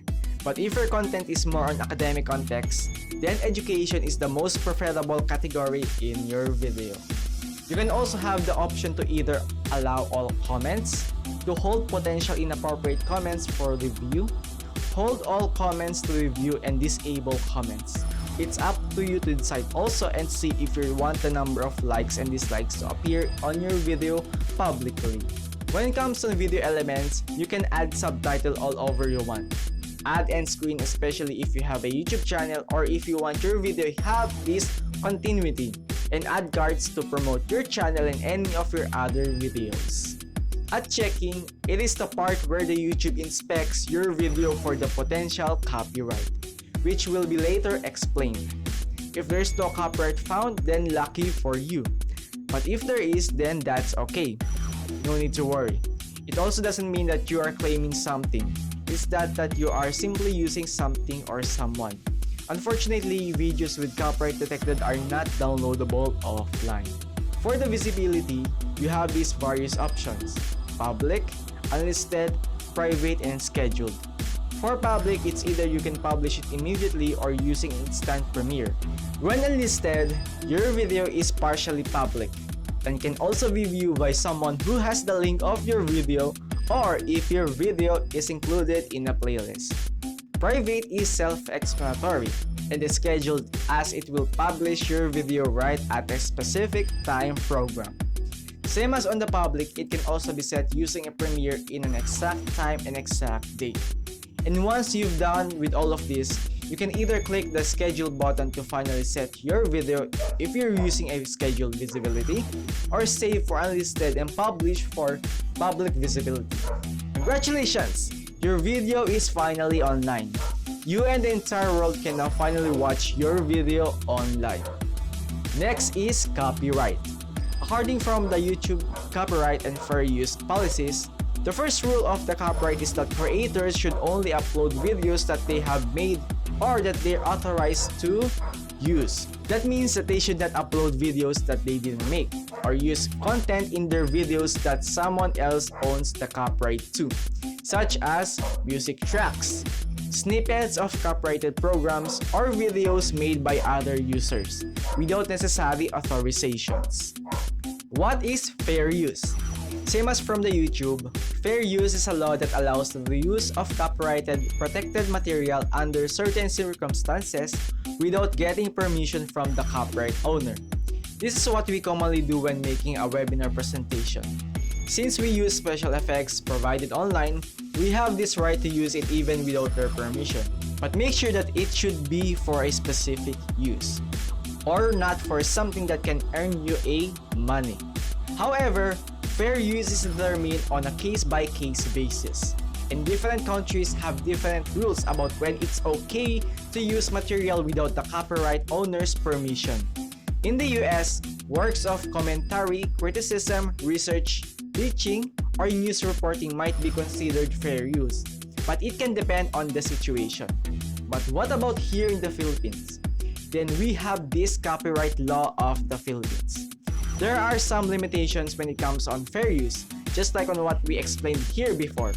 In the Philippines, fair use in its most general sense is the act of copying of copyrighted materials done for purposes such as commenting, criticizing, or parodying a copyrighted work without the permission from the copyright owner. It is used as a defense under copyright infringement. Some of the potential punishment in YouTube is copyright infringement and strikes. If the creator of the video uses anyone else's musical material, photography, performance, or any other original work without the creator's permission, then the YouTube poster or creator is probably violating the Copyright Act. In YouTube, strikes usually lasted for only 3 warnings. On its third and final warning, then you will probably receive of what we called as copyright strike, which is something that you must avoid into, something much more serious than the fair use and infringement. So, if you get a copyright strike, it means that the copyright owner submitted a complete and valid legal takedown request for using their copyright protected content. When we get this type of formal notification, we take down your video to comply with copyright law. A video can only have one copyright strike at a time. Keep in mind that the video can be removed from the site for a reason other than copyright. Also, content ID claims don't result in a strike. So based from our own experience, if you receive 3 copyright strikes, then YouTube will take down not just your video, but also the entire YouTube channel. Your entire YouTube channel. So be careful for that. Not just in the terrible impacts of infringements and strikes to you, but also the legal laws that are embedded within it. So what action does YouTube take for copyright infringement? If a copyright owner submits a valid DMCA complaints through the web form, YouTube usually take down the video and apply a copyright strike. If a user gets 3 copyright strikes in 90 days, their account, along with other associated channels, will be terminated. YouTube also has a tool to help creators resolve their copyright strikes, including waiting for it to expire after 90 days, requesting a retraction, or submitting a counter notification. Here in the Philippines, we have the Republic Act No. 8293, or Act prescribing the Intellectual Property Code and establishing the Intellectual Property Office, providing for its power and functions and other purposes, otherwise known as the Intellectual Property Code of the Philippines. On the Section 217, Criminal Penalties. Any person infringing any right secured by provision of Part 4 of this Act, or aiding or abetting such infringement, shall be guilty of a crime punishable by A. Imprisonment for 1 year to 3 years plus a fine ranging from 50,000 pesos to 150,000 pesos for the first offense. And second, letter B. Imprisonment of 3 years and 1 day to 6 years plus a fine ranging from 150,000 pesos to 500,000 pesos for the second offense. And third and last, letter C. Imprisonment for 6 years and 1 day to 9 years plus a fine ranging from 500,000 pesos to 1,500,000 pesos for the third and subsequent offenses. Sounds terrible, right? Not just for your dignity but also for your money. So as I tell you, don't do this. So if there's a law, there is a punishment. So how we can avoid copyright offenses? So to avoid potential copyright and the limitation of fair use, YouTube created the YouTube Audio Library to help creators reuse content safely by providing free high-quality music and sound effects without compromising the license of the video. You can also do some extensive research for music with no copyright. Or as much as possible, kung nakakaluwag-luwag ka, pwede ka namang gumastos or purchase for a license. At least you also give a credit for the hardship and effort for those who created some of the most profitable background music with copyright, right? Another one is to keep it short. There is no certain rule about what length your copyrighted material must remain. However, we always advise keeping this imported video or audio clips as short as possible. And the next one is 1 or 2 seconds is preferable. But even if you have to keep as long as 30 seconds in your video, just be sure to follow all of the tips to keep yourself out of trouble. So for making claims, how can right holders make copyright claims? In YouTube, everyone has access to YouTube's copyright management tools, which gives right holders control of their copyrighted material on YouTube. Each of us work with rights holders to match them to appropriate features based on the scale of their copyrighted content on YouTube, as the resources they've dedicated to responsibly manage their content online.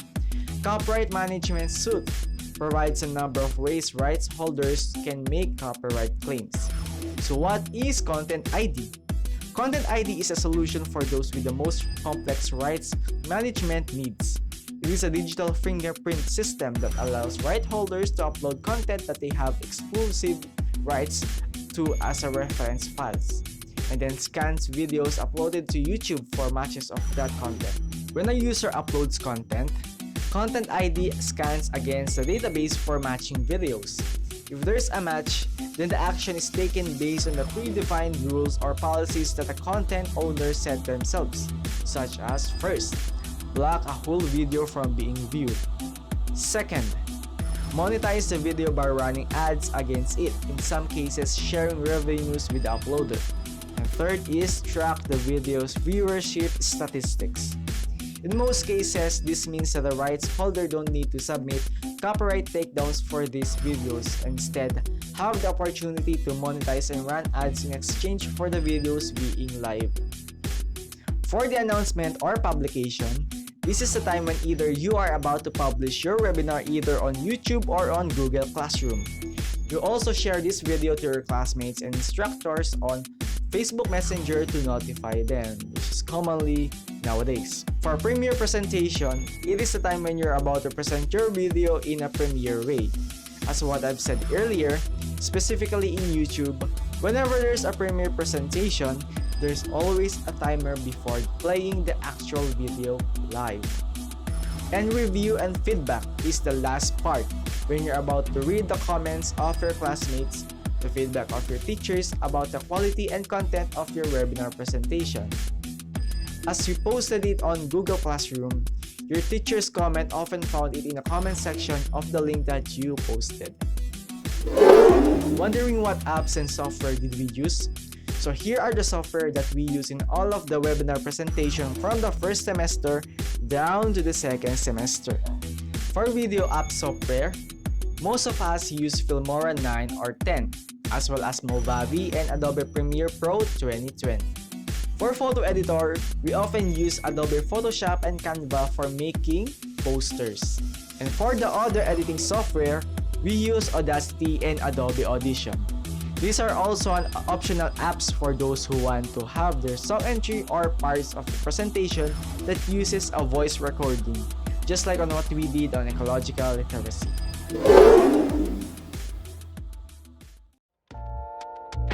Did you know that we have two types of webinar presentation?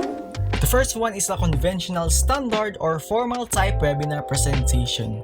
And the second one is the non-conventional or vlog style webinar presentation. So what is a conventional standard or formal type webinar presentation? If you all watch our webinar presentation during the EDUC 107 days, then that's probably the best example and exact standard type of webinar presentation that we're talking about. It typically is more formal or academic, uses formal background music, or has this academic quality. So academic quality means the presentation was firstly initially presented in a means na yung pang-academic output talaga. Na yung sa unang panood mo palang alam mo na agad na pang school project talaga siya, which eliminates any sorts of informality in the video. Usually it contains a sequence that is very formal. It strictly follows the guidelines. Speakers also use formal tone and strictly follows the standard format or layout of a webinar presentation. Usually there is a timer, which for me is kinda time consuming depending on the preference of the group, followed by a simple yet formal introduction from the MC. They also follow it with a prayer just like in a ceremony. Yes, somewhat similar to formal ceremony na palamipa program. Then after that, may lupang hinirang or Philippine National Anthem and the introduction of the MC to the speakers. MC also is the one who makes this transition or introduction to the next speaker when the first speaker finishes his or her topic. Similar to Google Meet or Zoom meeting, we have this display in the upper center, left, or right side of the video. Pwede naman kahit saan depende sa kung ano or kung paano ito inedit or nilayout ng kanilang editor. And they have multiple number of audience. Typically, ito yung mga participants sa isang Google Meet or Zoom meeting that we assume they join in a webinar one by one. There's also a succession of how the audience join the webinar as well as how they have the same camera angle. One of the disadvantages of this webinar presentation is that it could be too formal or conservative. Providing examples, demonstrating something, or using taglish to highlight or emphasize something are one of the best ways to make your presentation as engaging as possible, even at the most formal way. But the good thing about the standard webinar presentation is that it is easier to edit and easier to execute. It has less demand in professional graphic effects and it is simple. It is best for those who are very reliant in formality. And also we have this second type, which is nababagi sa panahon ngayon or this here in this present generation, the non-conventional or vlog style webinar presentation.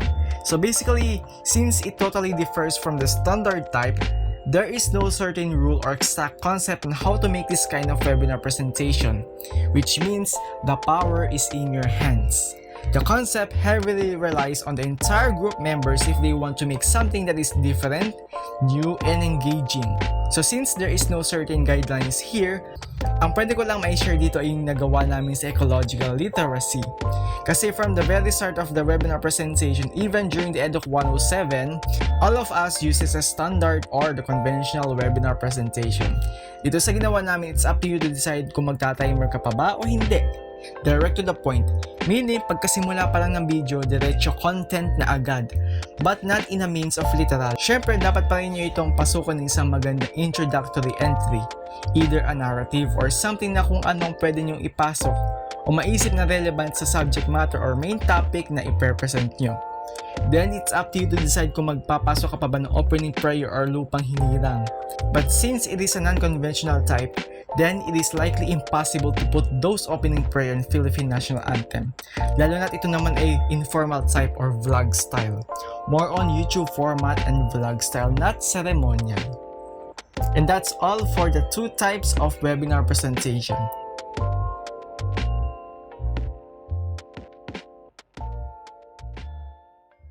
Hope you learned something on how to plan and conceptualize a webinar. We hope you learn a lot. We expect that you jot down all the information we've discussed. Despite the current situation we're in.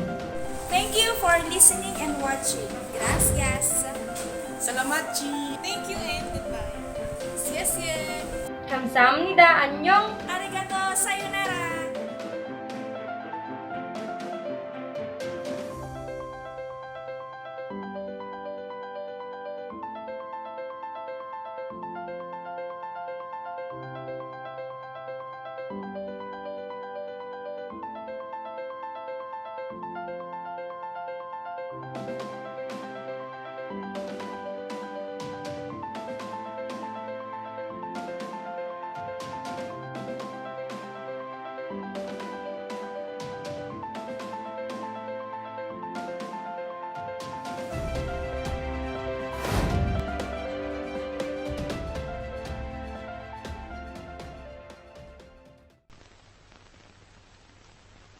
digital literacy from teacherkidscode.com. Being able to understand and use technology in a judicious and professional manner. How would you deal with technology failure in online class or meeting?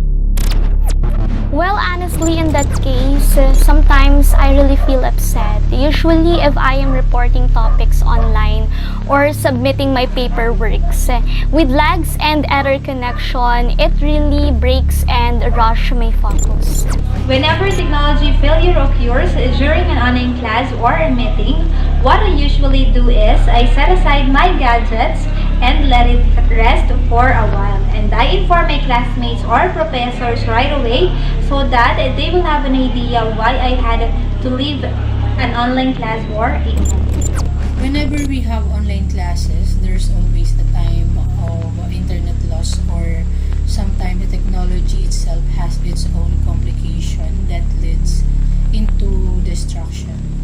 In order to deal with these failures, I always make myself familiarized with the technology I usually use during online classes. Furthermore, I always check my internet connection before the class started. I keep myself calm first in order for me to think appropriately and wisely to get the things fixed. And sometimes I ask the experts to help me about the technicalities I've experienced.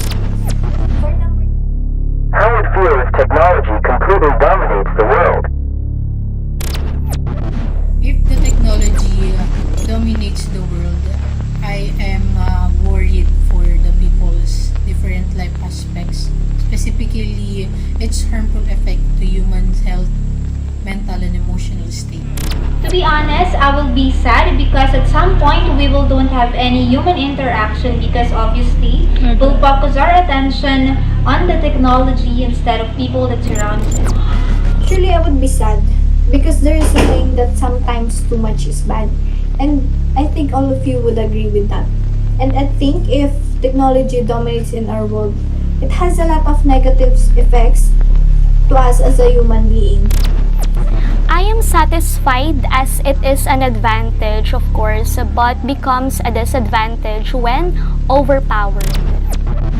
Have you ever lost in the world that we have because of social media and virtual reality?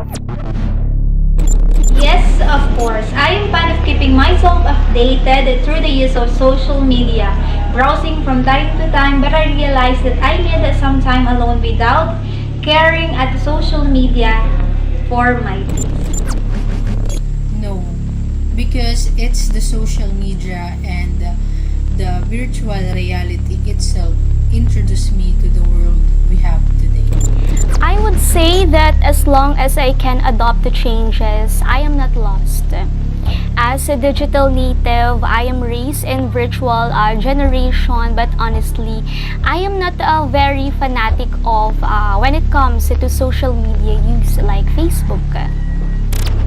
To be honest, I keep distance myself to use social media, especially nowadays that we face pandemic and we are in a virtual reality. You know, it gives me a lot of negative energy from the issues that I have read and see from social media. Is it true that technological progress gives people a sense of happiness? Yes, because it gives people entertainment and makes the things easier. Yes, so for entertainment, but I would say it's 80% no. Happiness for me is authenticity, and personal bonding matters more than just making connections on screen. Definitely yes, because in today's generation, technology makes the world go round easily, effectively, and conveniently, which could lead to people's happiness and satisfaction.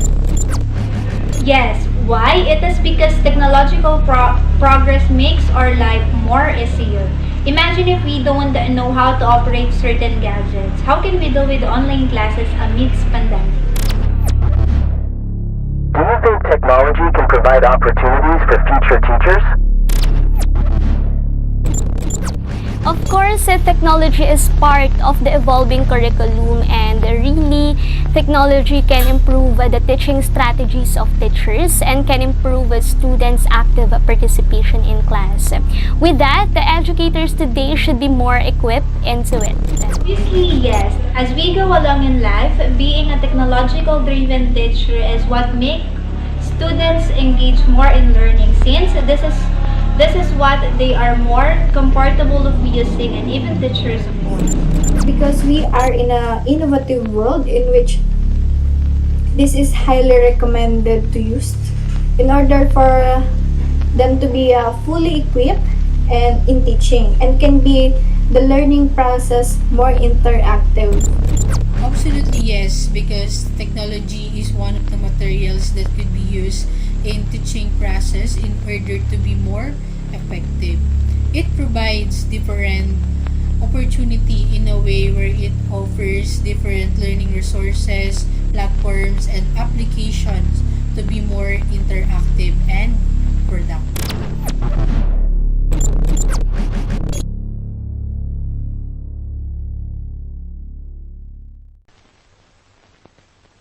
Ecological literacy from Wikipedia.com.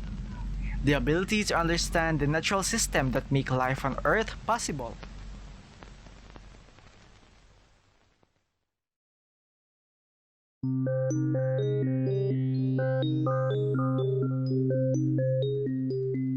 Technology is amazing.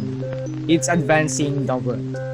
But is it ruling over us and cause our lives to swirl?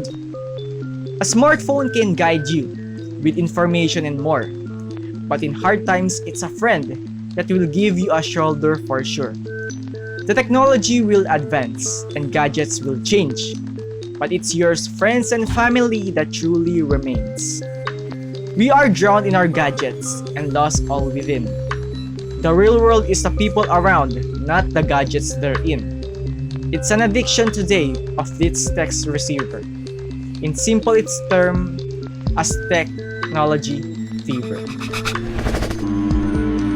Now in this part, we're going to present to you an animated clip from Steve Guts, leaving you with this question: are you lost in a world like me?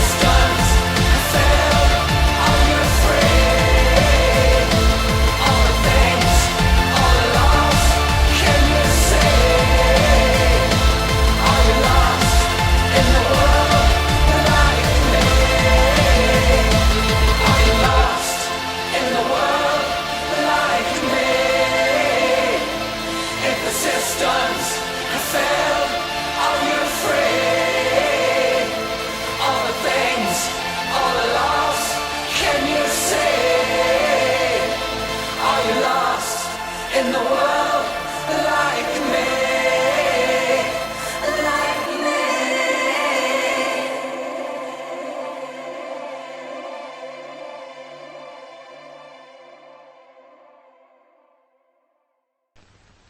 Artistic and creative literacy from Artistic Literacy Institute. The ability to connect both personally and meaningfully to works of art, and through this process to forge connections to our humanity and the humanity of others.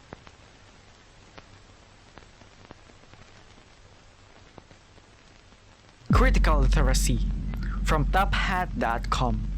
The ability where students are expected to examine various texts to understand the relationship between language and the power it can hold.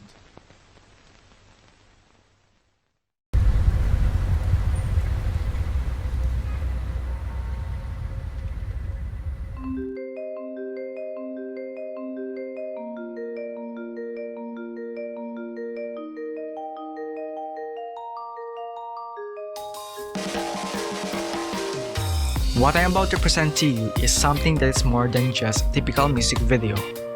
Come Back Home by 21, released in 2014 from YG Entertainment. This music video contains a heavy emphasis on the electronic genre and computer-generated graphic visuals. But the question is, what's with this music video? Specifically, a K-pop music video. It's just a music video, right? But what we don't know in this clip is that this video and the meaning behind it contains a message that's almost relevant here in the digital generation, an objective meaning that's almost subliminal and hidden.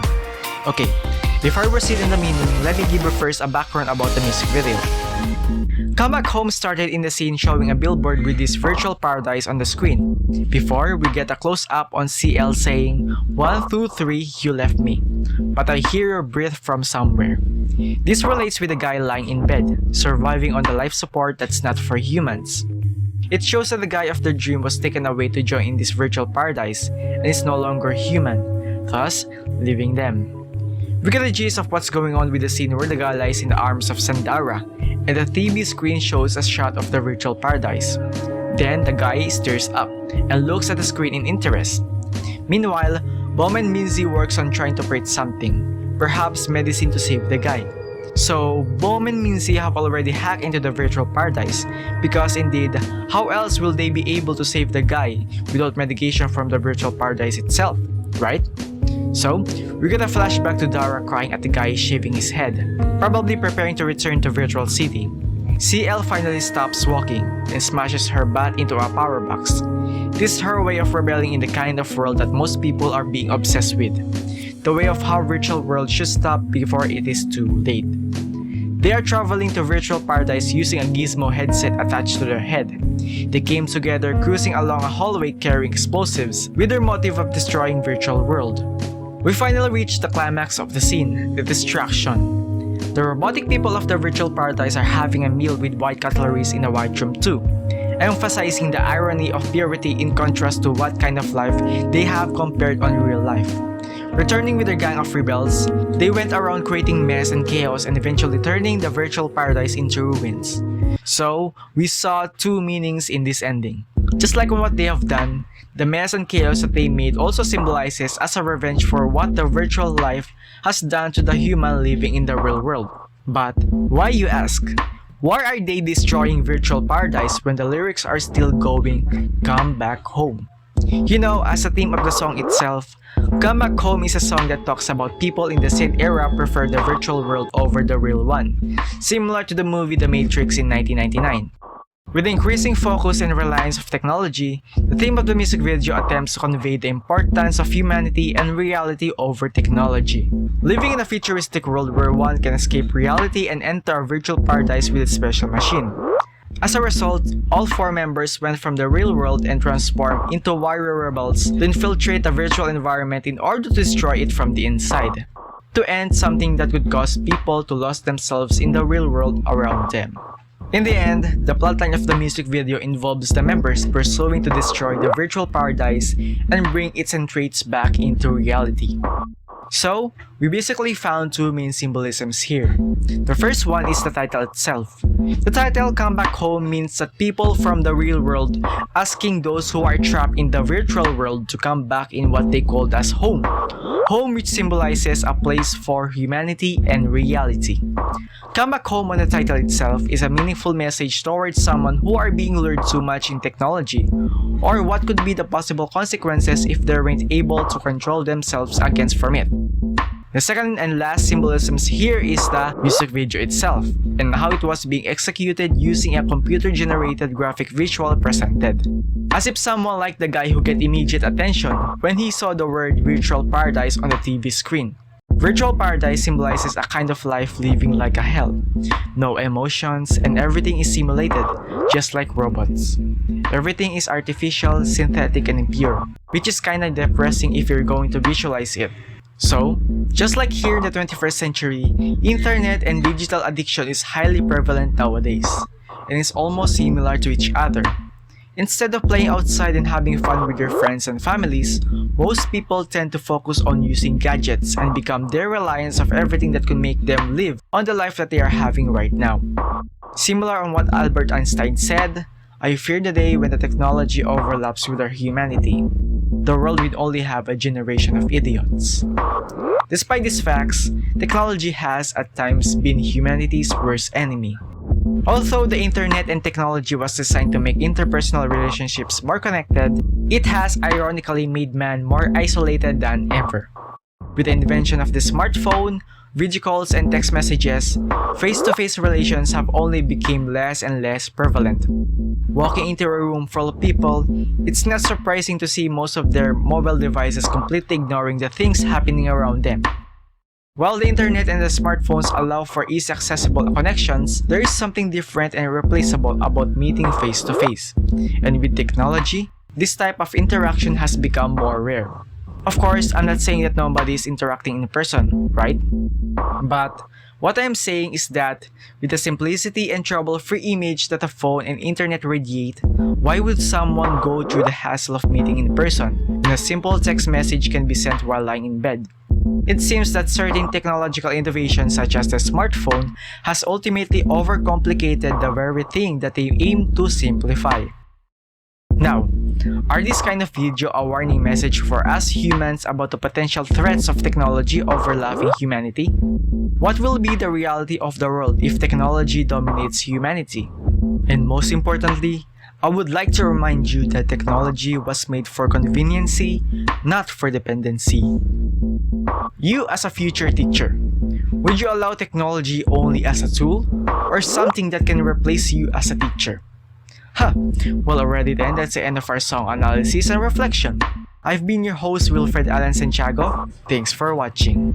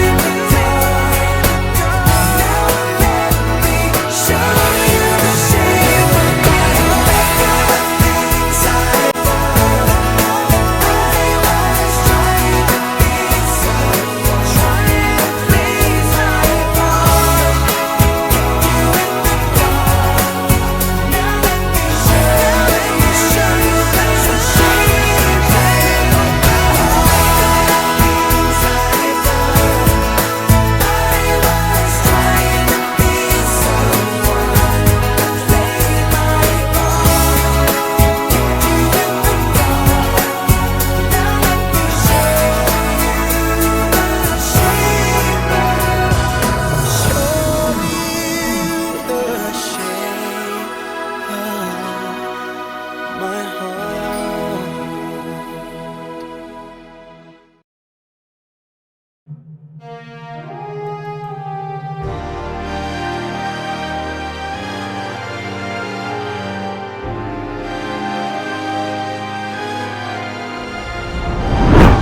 not over yet. Wait, there's more.